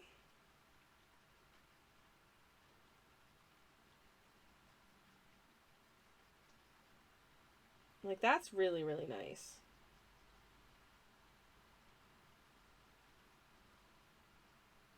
I think after this one I might bust out the wild card and just actually use a bit of a different paint in place of the Quin Violet, just to see, with the same ratio as this, to see how it affects it, because I think that might be kind of interesting as well. And I do have one, so I may as well put it to use. But that's really pretty so far. I'll be really interested to see how that looks as it dries down, because I was not expecting to see that much of the green sort of basically float above. It's kind of floating over top of the violet, and you're not really seeing as much of the blue, which I'm not surprised by because I used a lot less blue in this one. But I'm wondering what would happen if I just swapped out the violet for my cad red. I think that could look really pretty. I think that could give us because it is a warmer red than this Quin Violet is, which is more of a, it's pink. It's pink, and it's honestly, as far as violets go, it feels like a reddish pink to me. But it is definitely a cooler color, so I'm wondering what sort of effect I can get if I actually swap that out for a warmer red, and if we can get something that's maybe either closer to the original Moonglow or just a little bit, I don't know, more of a grayish purple than this. This is like aubergine. This is a very aubergine color. I'll be interested to see how it granulates as we let it dry down. But these colors are so freaking pretty. I love all of these colors, honestly. I think all of these are really beautiful colors. So I'm very happy with the, like, totally useless but super fun. These are all my favorite colors. This is the range of colors I enjoy the most in the world. Palette of paints. Having a good time with this.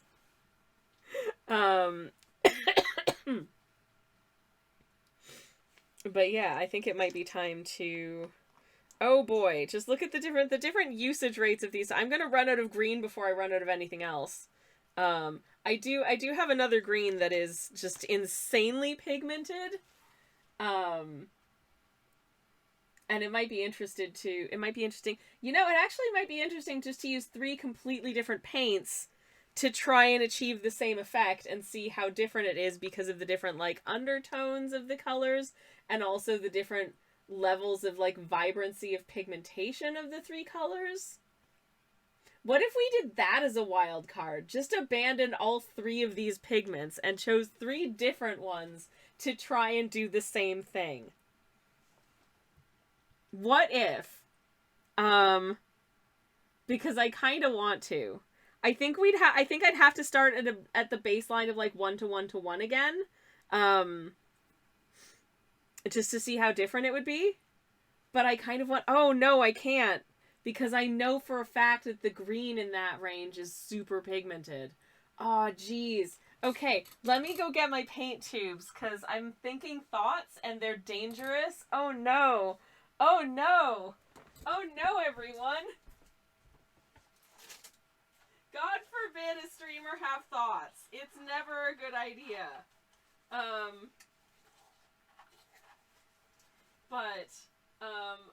I wanna share with you what I'm thinking right now. That is the wrong box. They're not inside that box. Are they inside this box, perchance? They are. Okay, so thoughts, says Talz. Oh, I'm so sorry. I seem to have alarmed chat with the prospect of thoughts, but hear me out. Okay, so I've got Französisch Ultramarine here, but I also have Cobalt Blue. I've got Viridian, but what about Helio Green? Wow, look how different these greens are.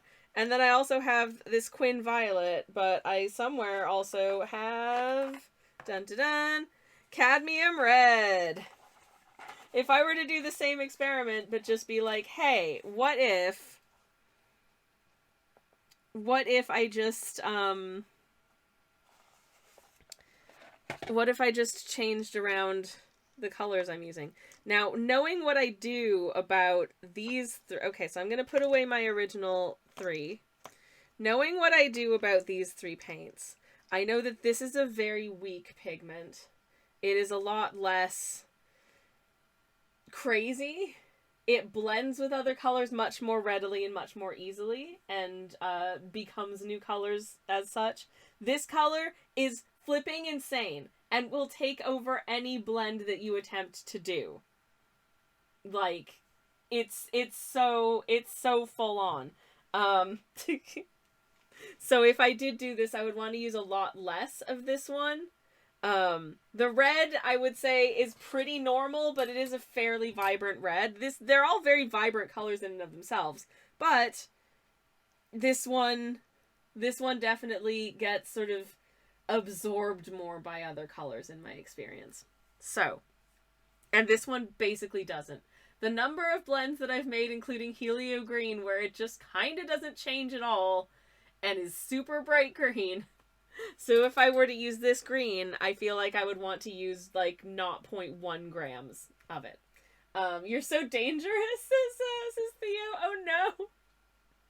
Oh no, this wasn't meant to be like a stream with danger stream, but you know, maybe let's just go completely bonkers, and I'm just gonna make a second swatch sheet for these guys, because we should swatch out what the base colors look like as well. Too late, we're in the danger zone now, says Theo. I'm so sorry. This was not meant to be a danger stream. It really wasn't, but here we are. How is this drying down? Ooh, I'm starting to see, you can see some little particles of blue kind of floating above like the violet base. So that's really fun.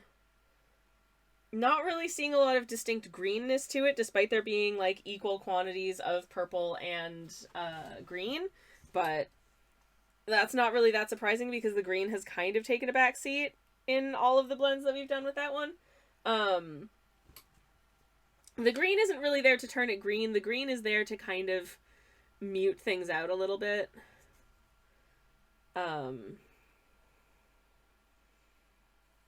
But maybe the other two are just too powerful. I don't know. But, okay. So I'm just going to make some more of these little doodads. Now, bearing in mind, I do not have I've only got 4 more of these little pans. So I can do 4 more pans. I am curious to do a combo of the ultramarine, the viridian, sorry, and the cad red medium. I think that would be fun. I think that could be interesting. I think that could look really nice. Who knows? And then next time we can maybe actually paint like some scenes and characters with some or all of these paints. Hopefully they'll have dried by Monday. And I've got nice dry pans to work with. I'm going to have to leave them on a safe surface for now. And then I'll have to remember to actually write in the names of the different colors so I know which is which, because some of them do look very similar in the pan. What an adventure. Am I right, friends? Oh my goodness. Okay. This is not at all what I was expecting to do. This is very improvisational. I had initially had a very scientific set of ratios and numbers, and that's just out the window now. That's just gone. We're starting again from the top for funsies. Okay. So first let's get wet. So, and hope that, oh no, speaking of danger zone, I cannot, I'm struggling to get this thing open because so much of the red has sort of gooshed out the sides. So what if I just, for now, I'm just gonna pick up a little bit of the red that's actually smushed out and dried and just use that so we can see what this red looks like. I will need to open it in order to actually squeeze the paint out of the tube, but for now,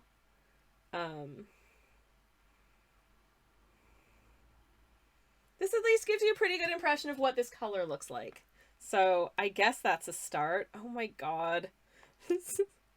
I might need to find some pliers or something to get this thing open. Oh no.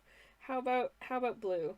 This is why I don't like tubes, y'all. This is why I don't just paint with like liquid watercolors from tubes, is that they get messy and then they don't want to open. And that's no fun for me. Okay? That's stressful and I don't enjoy that. Especially if you end up somewhat squeezing the tube while trying to get it open, and then the paint all comes sort of splooshing out like, woo, it's a paint party, and you're like, no, I didn't want that much paint. That's money that's being thrown away. As you can see, this is a heavily granulating pigment, but it's also not the darkest or the deepest in and of itself. It's gorgeous. It does call itself Cobalt Blue Deep, but I'm not so sure about the depth of it. Anyways, but it's a very, very pretty color, but these colors are very different to the original 3. Very different. Okay. And green. Additionally, it's worth noting, I think, that with the original blend, the green and blue are both granulating, whereas the red is not. In this one, the blue is granulating, but the green and the red, neither the green or the red are. And how freaking bright is this? It's so bright. It's so...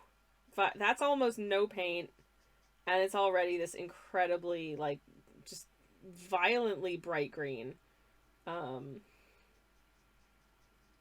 So we're going to need to use that sparingly if we want to try and make a blend with it. But I'm going to let these dry down, and I'm going to drop a quick BRB because I was not expecting to do any of this, and... I need a moment to brace myself for the danger zone, so please enjoy the BRB screen in the meantime. I'll be back very, very shortly. Thanks for sticking around despite this being a very weird stream. But we'll see how these paint... Okay, I'm back, and I have thoughts. I've been thinking really hard. So let's take a look at my thoughts. So my initial thought was that I was going to recreate the 0.9, 0.9, 0.1 measurement that got us this with these colors, but swapping out the blue for the green here, because the blue is very, very strong in this one apparently, but the blue is very, very minimal in this one. So I think I want more blue in it. And the green is very, very strong. But then I was like, okay, in blends that I've done before where the green really takes over have been situations where I'm doing a blend of where I'm adding something to the green specifically to modify the green, and I'm finding that using, say, 0.5 of a gram of like lunar red rock, which has a pretty demonstrable effect on other colors, did almost nothing to the green. Whereas here, the green is part of a blend of 3 colors that should all be interacting with each other. So, I think what I might try instead is 0.8 of the red, 0.8 of the blue, and 0.2 of the green. That said, the red is also a fairly strong pigment, but not as insanely strong as the green. So, is this going to tip things too far into red territory? But if I add a ton of the... Am I going to end up in another situation where I just have another shade of blue if I add more blue to try and compensate for the fact that the blue is a more of a receding pigment in terms of its place in a blend? I think I just need to just fluff around and find out and see what that looks like. I think that's all I can do. My moderator / spouse has just come home, so I'm going to go say hello to him. Before I do, hello Samantha, how's it going? Lovely to see you. Welcome in. I'll be back in just a second. Hi, baby.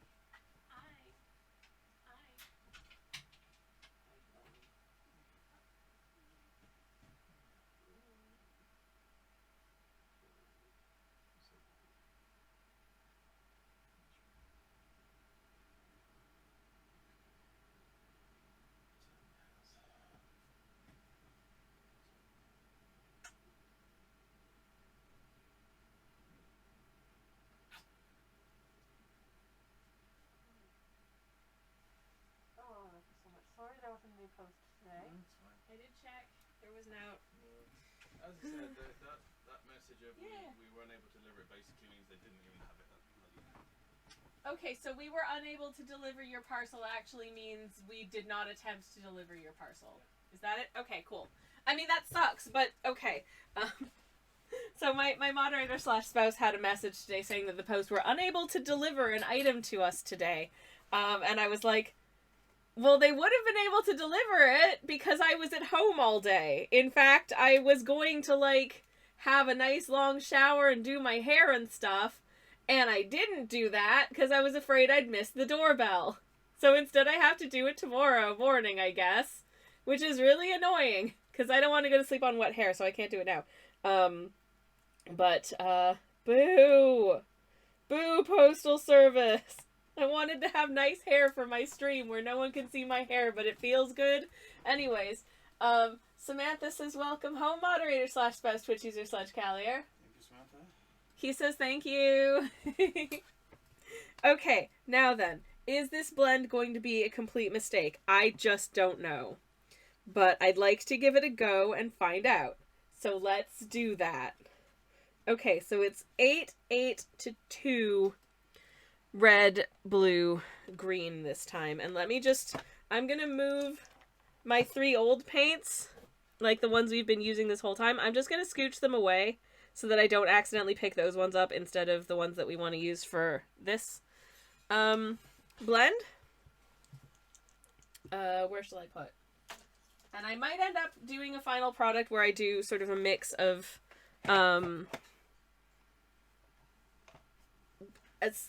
some of these three and then some of the other ones. I don't know. What if I mixed all 6 paints together? Ooh, that could get interesting.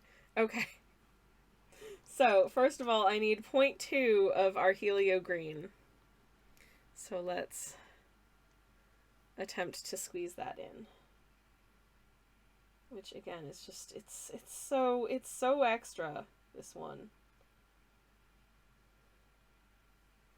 Does that have a weight to it?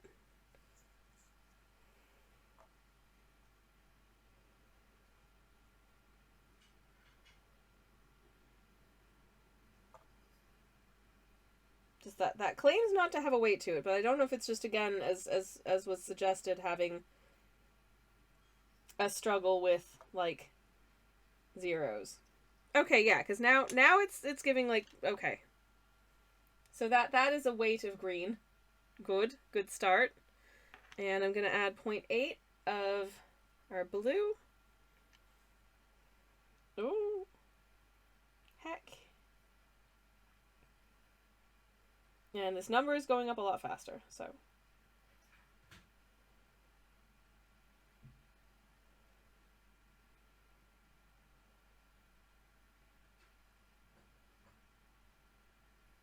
Almost there, I think.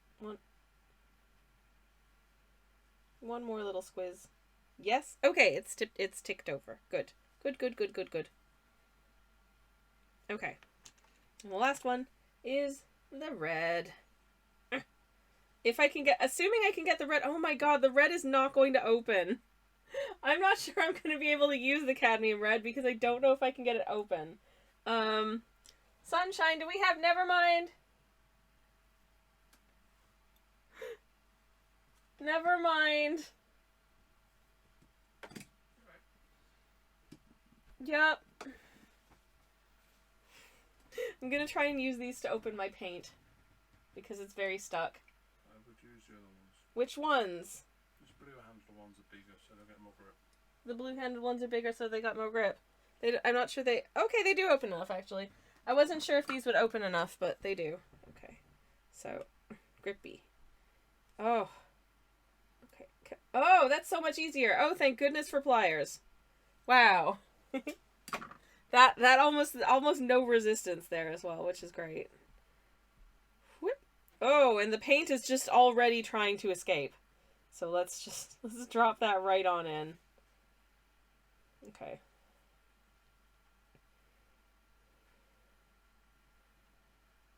How much is that? That's 6.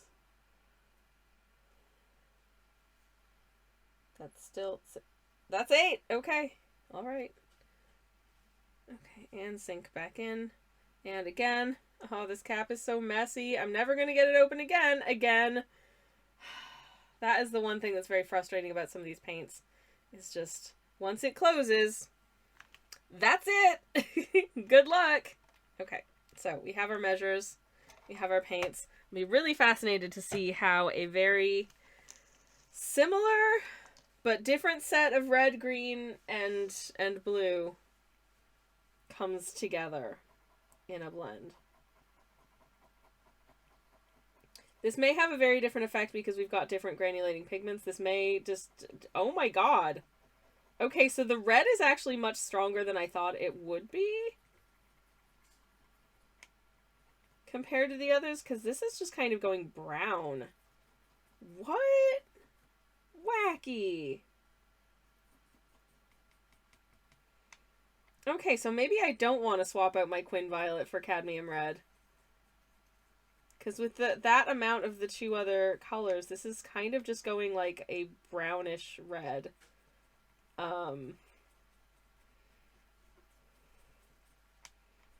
Which is not really the color I had in mind. Wow. Yeah, this needs a completely different set of ratios. Significantly less red, I guess. And a ton more blue and probably more green as well. To get to that sort of grayish purple. Because this ain't it. This is not it at all. Oh my god, that's so funny. I didn't realize actually that the red would be this much more dominant than the blue, or otherwise I would have. I didn't want to dial up the blue to like max blue and a tiny amount of everything else because I didn't want to stand up in a situation where we just made blue again. Less red, more blue, and then even more blue, says Samantha. In fact, maybe just all blue all the time. Ugh. Right. Well,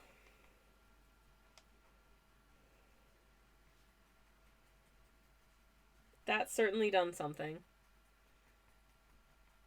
And I'm not sure this is quite right either.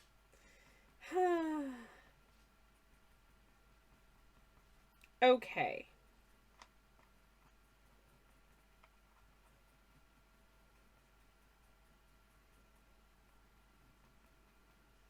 Okay. Well, this is definitely very wrong. This blend is not working for me. The green has kind of vanished into it, but the green has definitely interacted with the red in as much as it's made it browner. And the blue really doesn't seem super present here, but maybe we'll see it more in the swatch because as our only granulating pigment, it may make more of a difference there. This is just brown. We've just made a rich brown, which, don't get me wrong, this is a gorgeous brown. And I will be using this brown, but this is not at all what I had in mind when I decided to do this set of paints. That's so funny. Oh, isn't that wild? Very similar set of colors, completely different set of concentrations of color within them. So this is a much stronger red, is what I'm getting. Okay. So next question is, where do I go from here?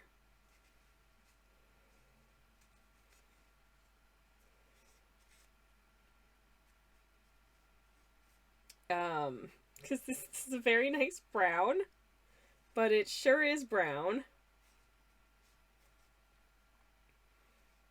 I mean, I guess I could try going like,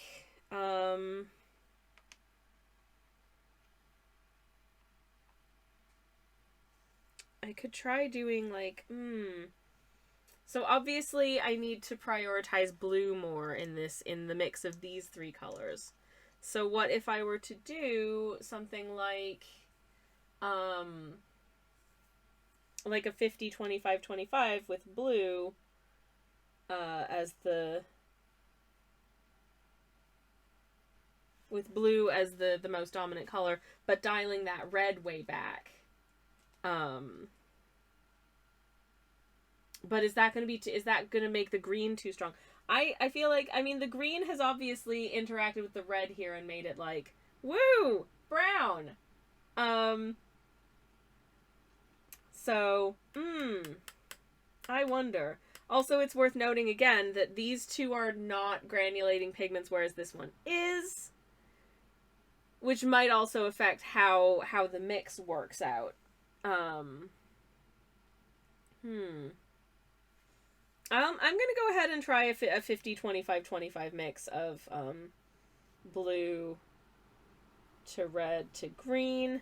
But I think I might make it a smaller amount, maybe. Yeah, I think I might make it a smaller amount just because. Just in case it's terrible, we have less of it.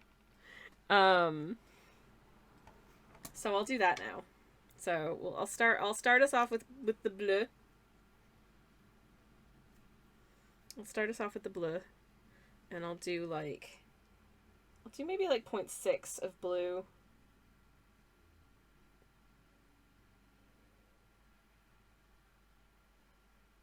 That's okay.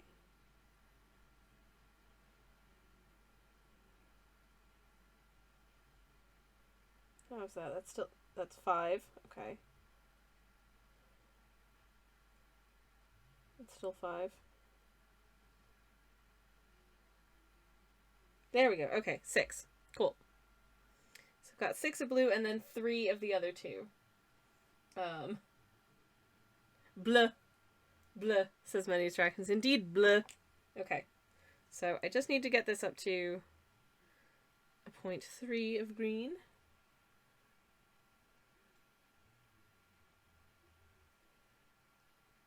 That's 1. How much are you? Okay, that's actually a little too much. Can I scoop a little bit out without getting into the paint under it? Just about. It jumped from 0.8 to 1.0, which is too much. I'm not digging down too far. Just trying to skim some of that green off the top. Because again, the green is very overbearing, so I would rather not have too much of it. But I don't just want to make another color that's blue.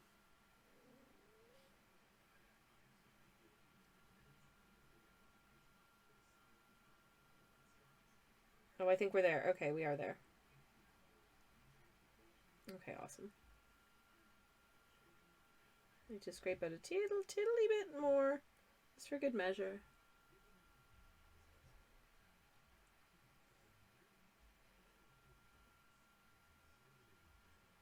Because on the cusp of almost a gram is too much. So, very painstakingly. This is very scientific. I need one of those very scientific scales that measures in like fractions of a fractions of a gram. That would be useful, I think. Okay, how are we doing? Yep. Okay, that's just right. Okay, cool. Cool. And I'm just gonna wipe this clean now so it doesn't dry onto there. This green is very staining, so that tip might just be green. I don't know. Let me try and get as much of it off as I can onto my little tissue of cleanage.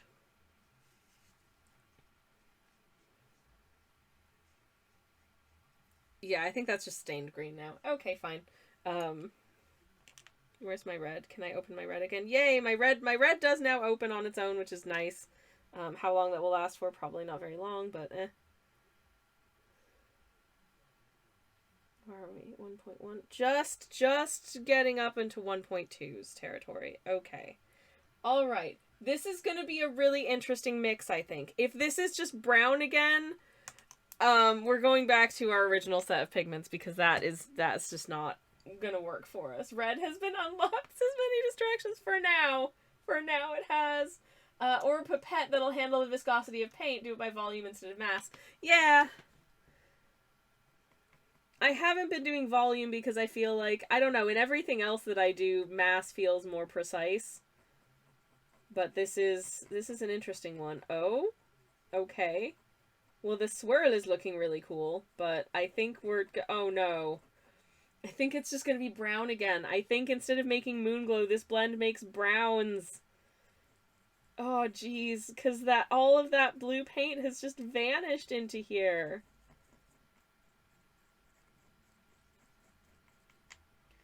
And this is just making a green or brown, I think.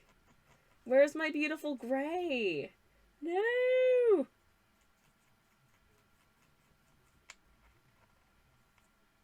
Maybe I should have done, like, again, not 0.1 of a gram of both the red and the green. Because this is just a different brown. Oh no. Okay, well I've wasted 2 pans on brown colors I don't want or need. So that's just dandy. I will say again, this is a very rich brown, but I didn't need browns. I want Moonglows. So this was somewhat of a wasted side quest ultimately, I think. But not fully wasted because let us bear in mind that we did learn some things. And the things that we learned were this set of paints does not Moonglow create. And that the temperature of your colors really makes a difference. I mean, this color is cool. It looks very different swatched out than it does in the pan. Like, for sure. This is getting close to a gray, but it's definitely still a brown. Like, it is a brownish, it is a grayish brown compared to this, which is quite a rich, warm brown. But it's still brown. We have science. Time to just get homeopathic with the red and green content, says Samantha. You know what? Actually, yeah. What the hey? We're going to dial the red and the green way back because they are too browning in this collection. And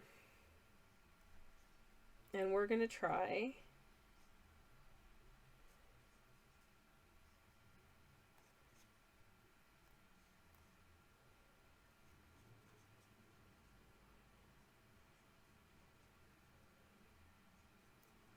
Okay.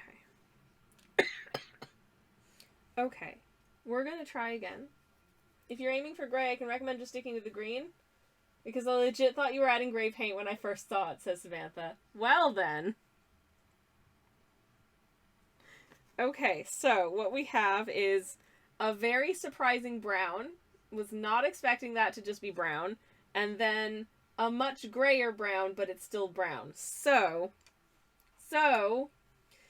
one more. This is going to be a small pan, but I'm going to do, not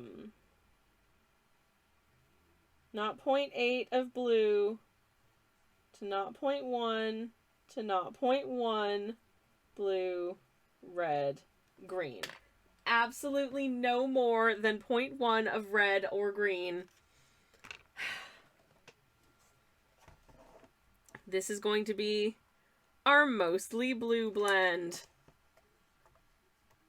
And here's hoping that this time it kind of works. I'm not sure it will. And for our final pan, we will go back to our last set up there. These paints are stupid. This is stupid. Everything about this is stupid. But you know what? Whatever, it's fun. So...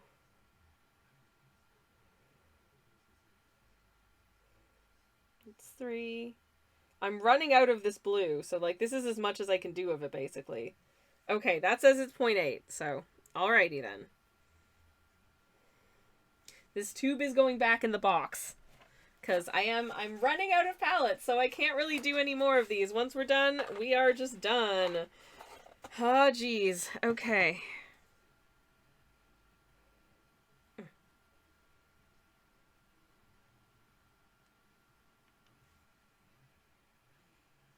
Okay, I just need 0.1. I just need 0.1 of a gram, which it's not always the best at measuring. So here's hoping I can get it to register. Just a simple 0.1 of a gram.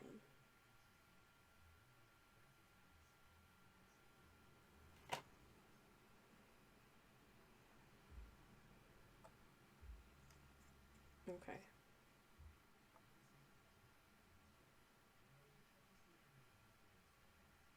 Okay. That is a scant 0.1 of a gram.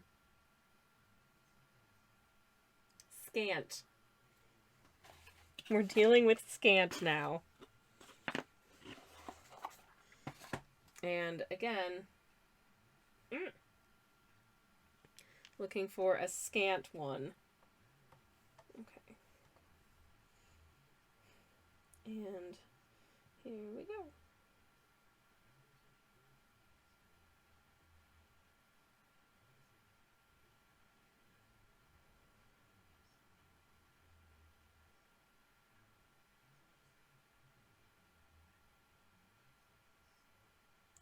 Get in, get in.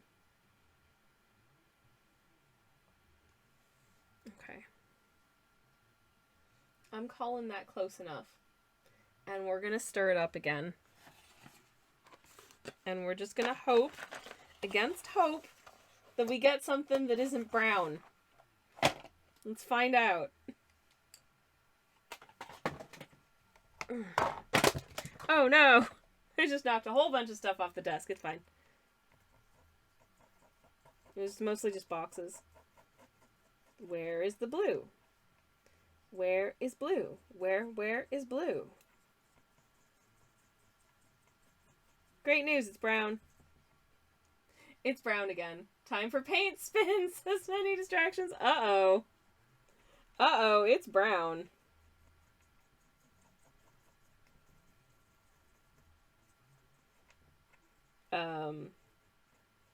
So yeah, this blend was a mistake. These paints were a mistake. I'm tempted to just rinse out these paints, but I'm sure I can find some use for them, but they're not exactly what I was aiming for with my Moon's Glows palette. Because I got sidetracked and had to do a side quest.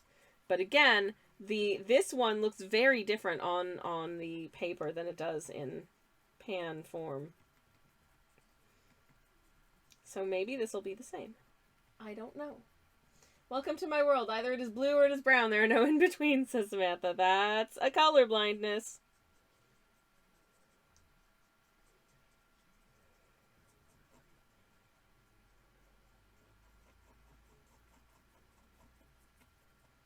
I think I can see all the colors. I think. Or at least all the colors that people are supposed to have the potential to see. I don't think I can see all the colors that, like, you know, fancy creatures who have access to the fields beyond can see, but that's okay. I mean, I'd like to see new colors. That would be hecking amazing. But, I ain't holding my breath. Okay.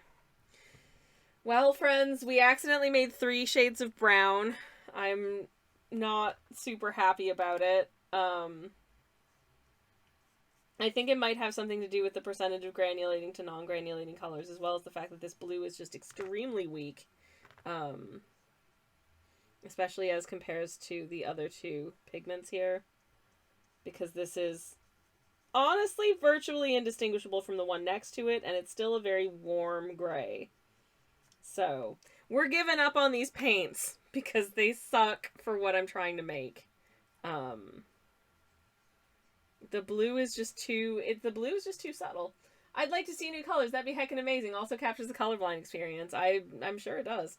I was actually watching a video the other day where someone was talking about the experience of using those, like, colorblind glasses that you can get, and that if you see videos of people being like, whoa, and, like, sobbing because they've never seen, like, green or something, it's not that.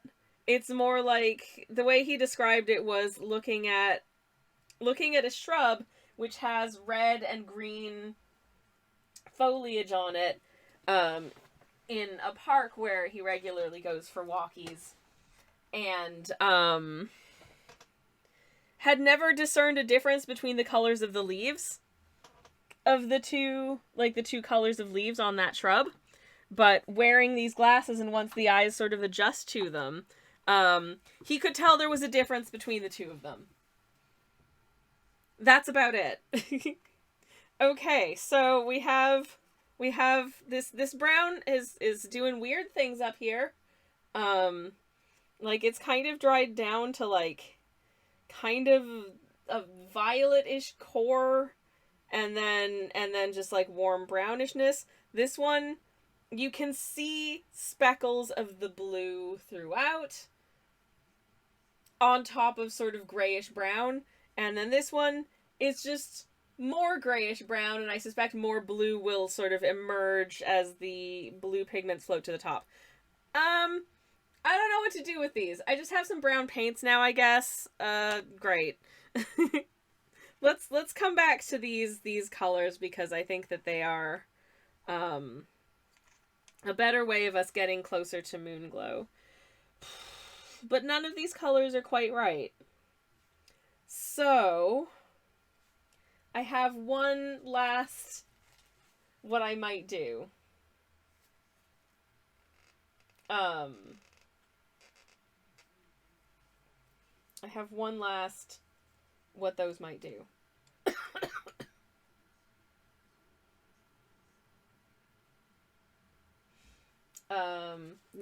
No, I don't. No, I don't because the camera's dead. 1 second, everybody. Sorry about that. Let's pop on a technical difficulty screen for a moment. Oh no. Okay. So first things first, I'm going to just quit out of my, this bit. Where are you? Where are you, Camera Hub? There you go. Camera Hub, close. And then I'm going to reopen the Camera Hub. Samantha, as far as I know, those glasses are mostly for people with deuteronomy anyways. Cool. Which one is that? Which one is that? The person who tried them, I think, has protanopia, color blindness. I have somewhat of an understanding of the different types of color blindness, but not encyclopedic by any stretch.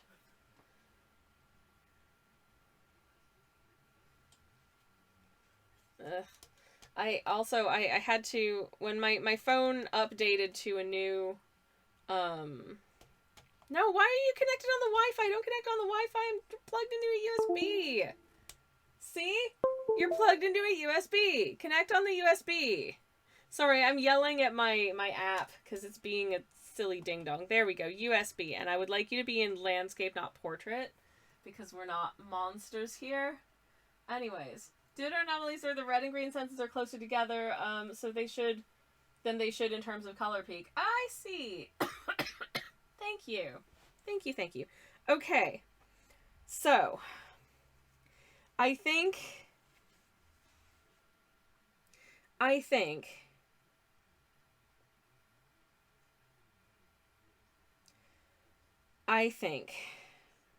I want to try something weird.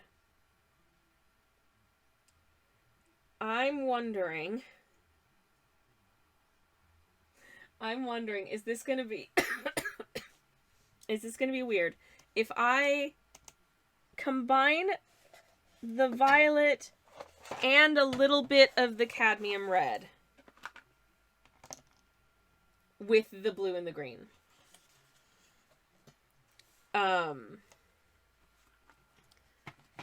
And now let me just have a look at let me just re-find the reference Moonglow, which is it's kind of violet-y, but it's got a little bit of a gray. Okay, so I'm just going to I'm going to go back, I think, to the original 1-to-1-to-1 mix, but in the one that is quinacridone violet, I'm going to combine it with cadmium red. So I think I'm going to do 0.6 of a gram of each. I think that'll fit comfortably in the pan, and we'll have a nice amount. If this is a horrific mistake, then oh no.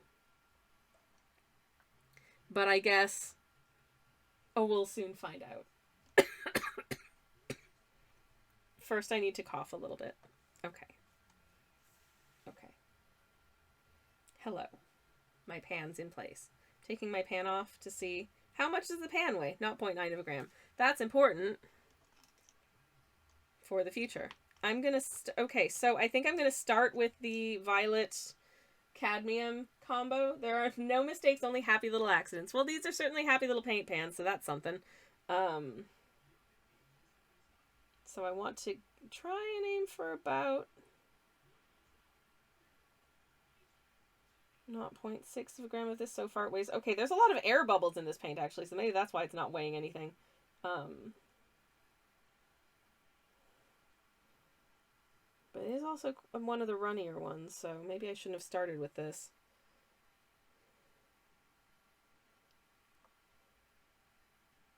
Okay.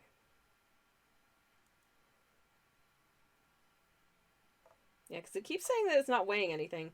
But when I take it off the tear, and I've definitely put like 0.6 of a gram in. Oh no, I wasn't supposed to add that much of just this one. Shoot. Heck. Okay. I'm just gonna make it a slightly larger measurement then. Oops. Never mind. I don't want to add too much of this red.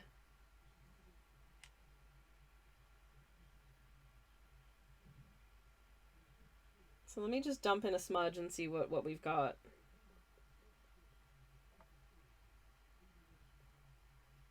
Because, yeah, for some reason that just, it didn't want to come off of 0 at all. Because it still says it weighs nothing, and that's not true. Because I put a ton of paint in here. Uh-oh.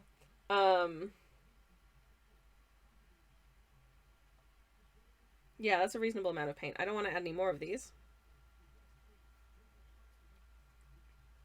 But that's good to know. And now to this I'm going to hopefully add some weighty green.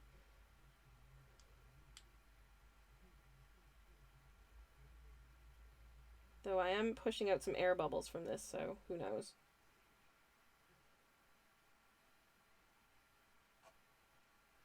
Bloop. Definitely a much denser paint, this green. I think actually that should probably suffice. I'm just gonna snip off the last little bit. Okay. At least that's what I think Famous Paint Guy said. If you're talking about Bob Ross, then yeah. Then you sound about right. Okay. So blue.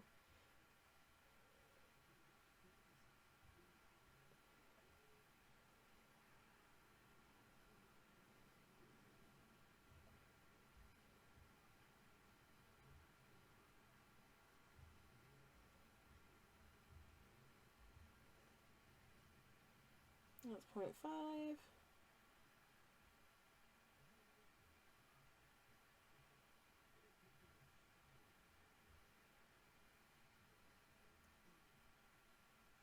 Yeah, just a little smidge more.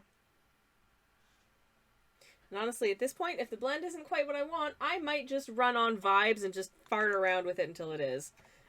Because at this point, science is failing me and I no longer care. That's not true. Of course I care. I care so much. I care so much that my heart hurts. But, that's a whole other conversation. But let's stir this up and see what the heck we end up with. Okay, first let's just draw these red and pink paints up from the floor.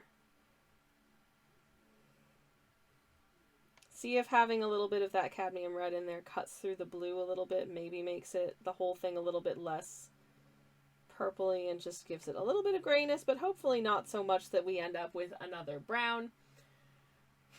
Robert Ross, yes, that was the name I couldn't remember. Yes, exactly, that's him.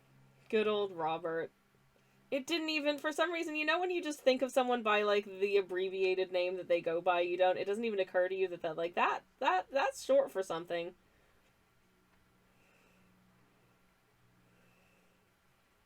But you are, of course, correct. Is this gonna be brown again?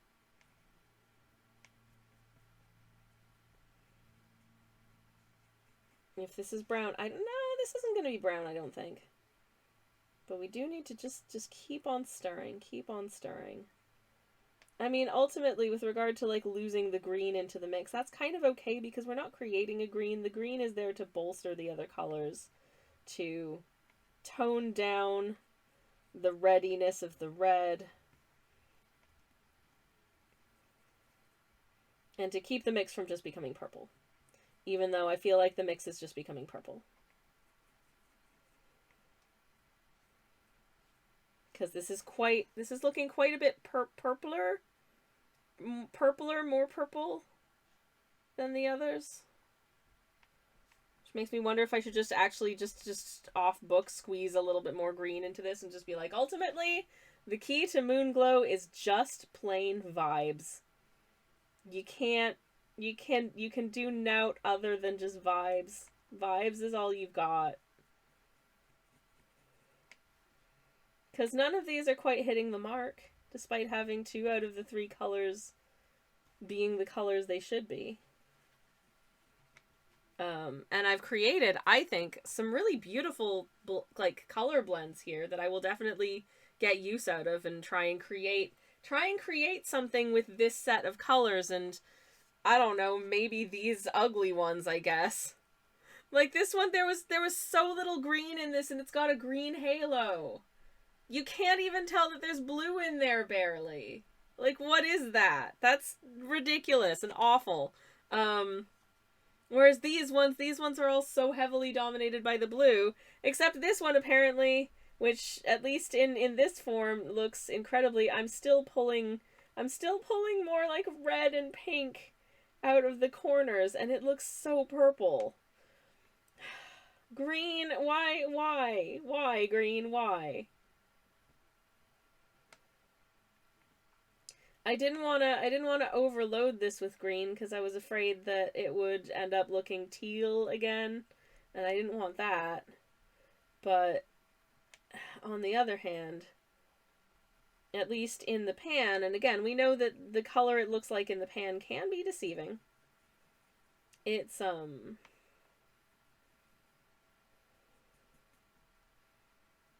it's not quite what we're after. Well, pretzels.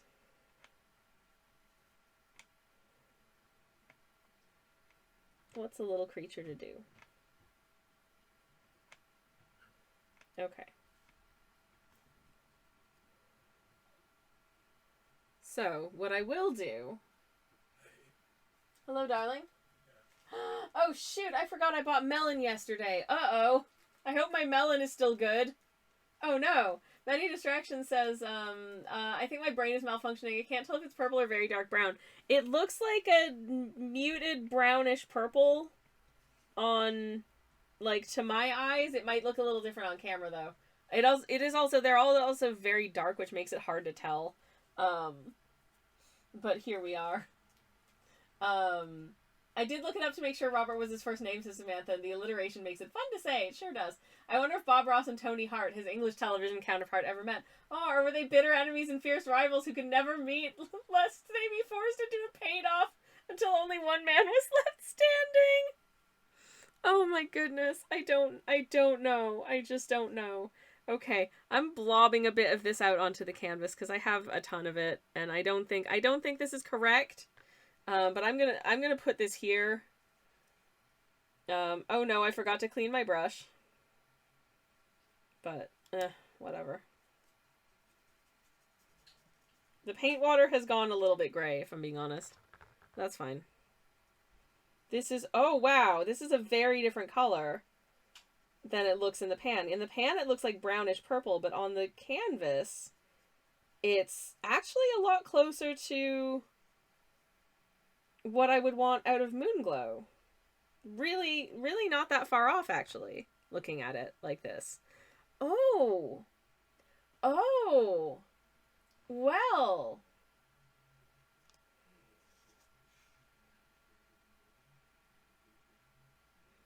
I would watch, no, I don't want to watch Tony Hart and, Bob Ross fight each other. I think that I would hope that they would be friends. I feel like they're both they both seem like such nice people that I can't imagine them not being friends.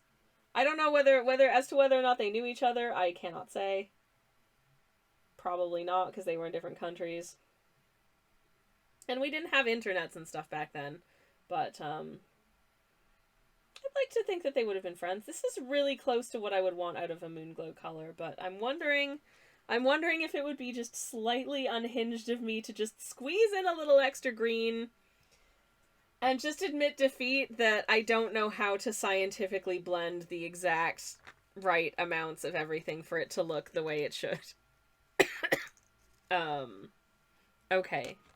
Here's what I'm gonna do. Here's what I'm gonna do.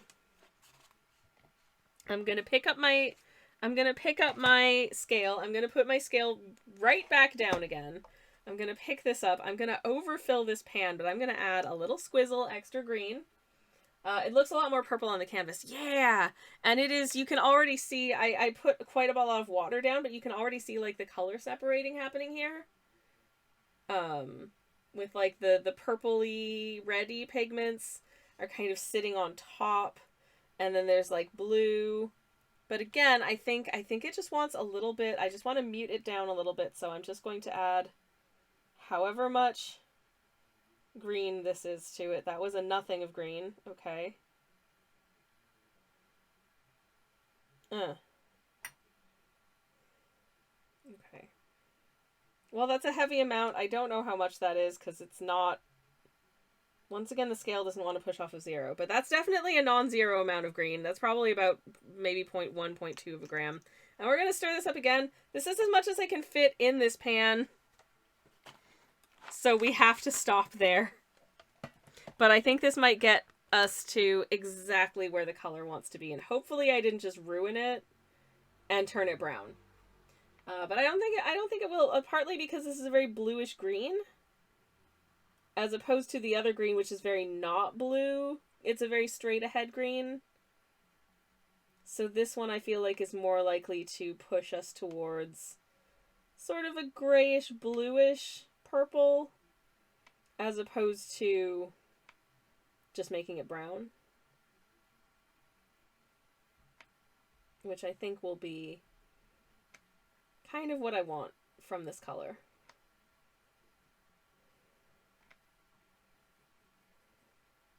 Will I ever be able to recreate this paint exactly? Probably not.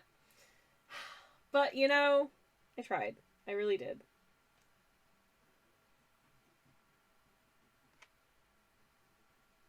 And I'm stirring and swirling and swirling and stirring my little heart out in the hopes that we will arrive at something that I think looks kind of good. Hopefully. And again, I genuinely don't think that this is going to be perfectly replicable because I ended up not really being able to get a good measured ratio the way I wanted it to, but well, here we are. Here's what we've got so far. They're all really pretty. And I think possibly some combination of all of these might be quite interesting. I might even, I don't know, I might go completely just bonkers. I might go completely bonkers in a minute and just start ruining things. But this is why this is called a bad paint science stream, because the science is bad. The paint is good. The paint is gorgeous. But the science is terrible. The science is deeply regrettable. But here, I've got way too much paint on my brush. I'm going to take a little paint off my brush because that was a ton of paint. And we're going to map this out. It's a little bit less purple now. It's very deep. It's super pretty.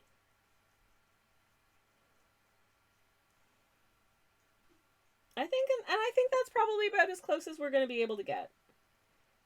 But I'm really happy with it. I actually think that this looks, I think this is the nicest color we've blended. This is my favorite color we've blended, I think, so far anyways. We'll be interested to see how it... Oh, we'll be interested to see how much I cough into the mic. We'll be interested to see how it, like, granulates out.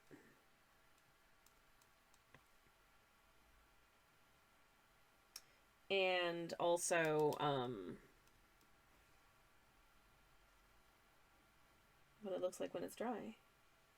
It looks so different to the... So many of these look very, very different to the way they look in the pan at the moment, which is fascinating to me.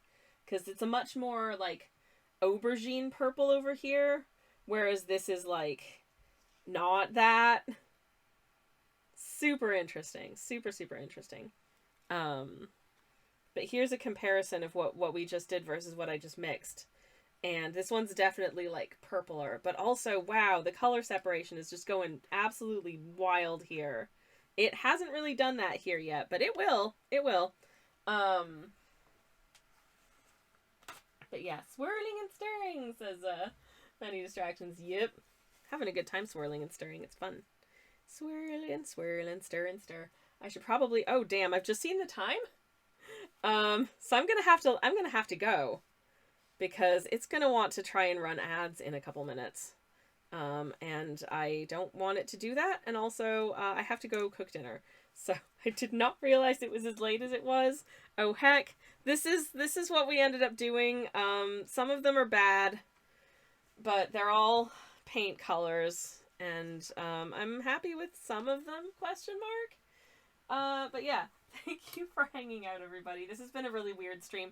Next time, hopefully by Monday these paints will be dry and I can actually do some paintings with them. We'll see how that goes. Thank you for hanging out. And yeah, hope to see you again soon. I'm gonna find someone. I've almost forgotten the whole I have to find a raid now. It's nice that you've been enjoying yourself. Not enough not to notice true time. You know what? That is pretty fun. Not enough. That is pretty fun. Especially like the question mark warm gray says Theo. Oh, you do, because that was an accident. It was supposed to be like a grayish purple, but you know what? If it works, it works, and I guess it's part of this bizarre palette of nighttime colors now. And I think within that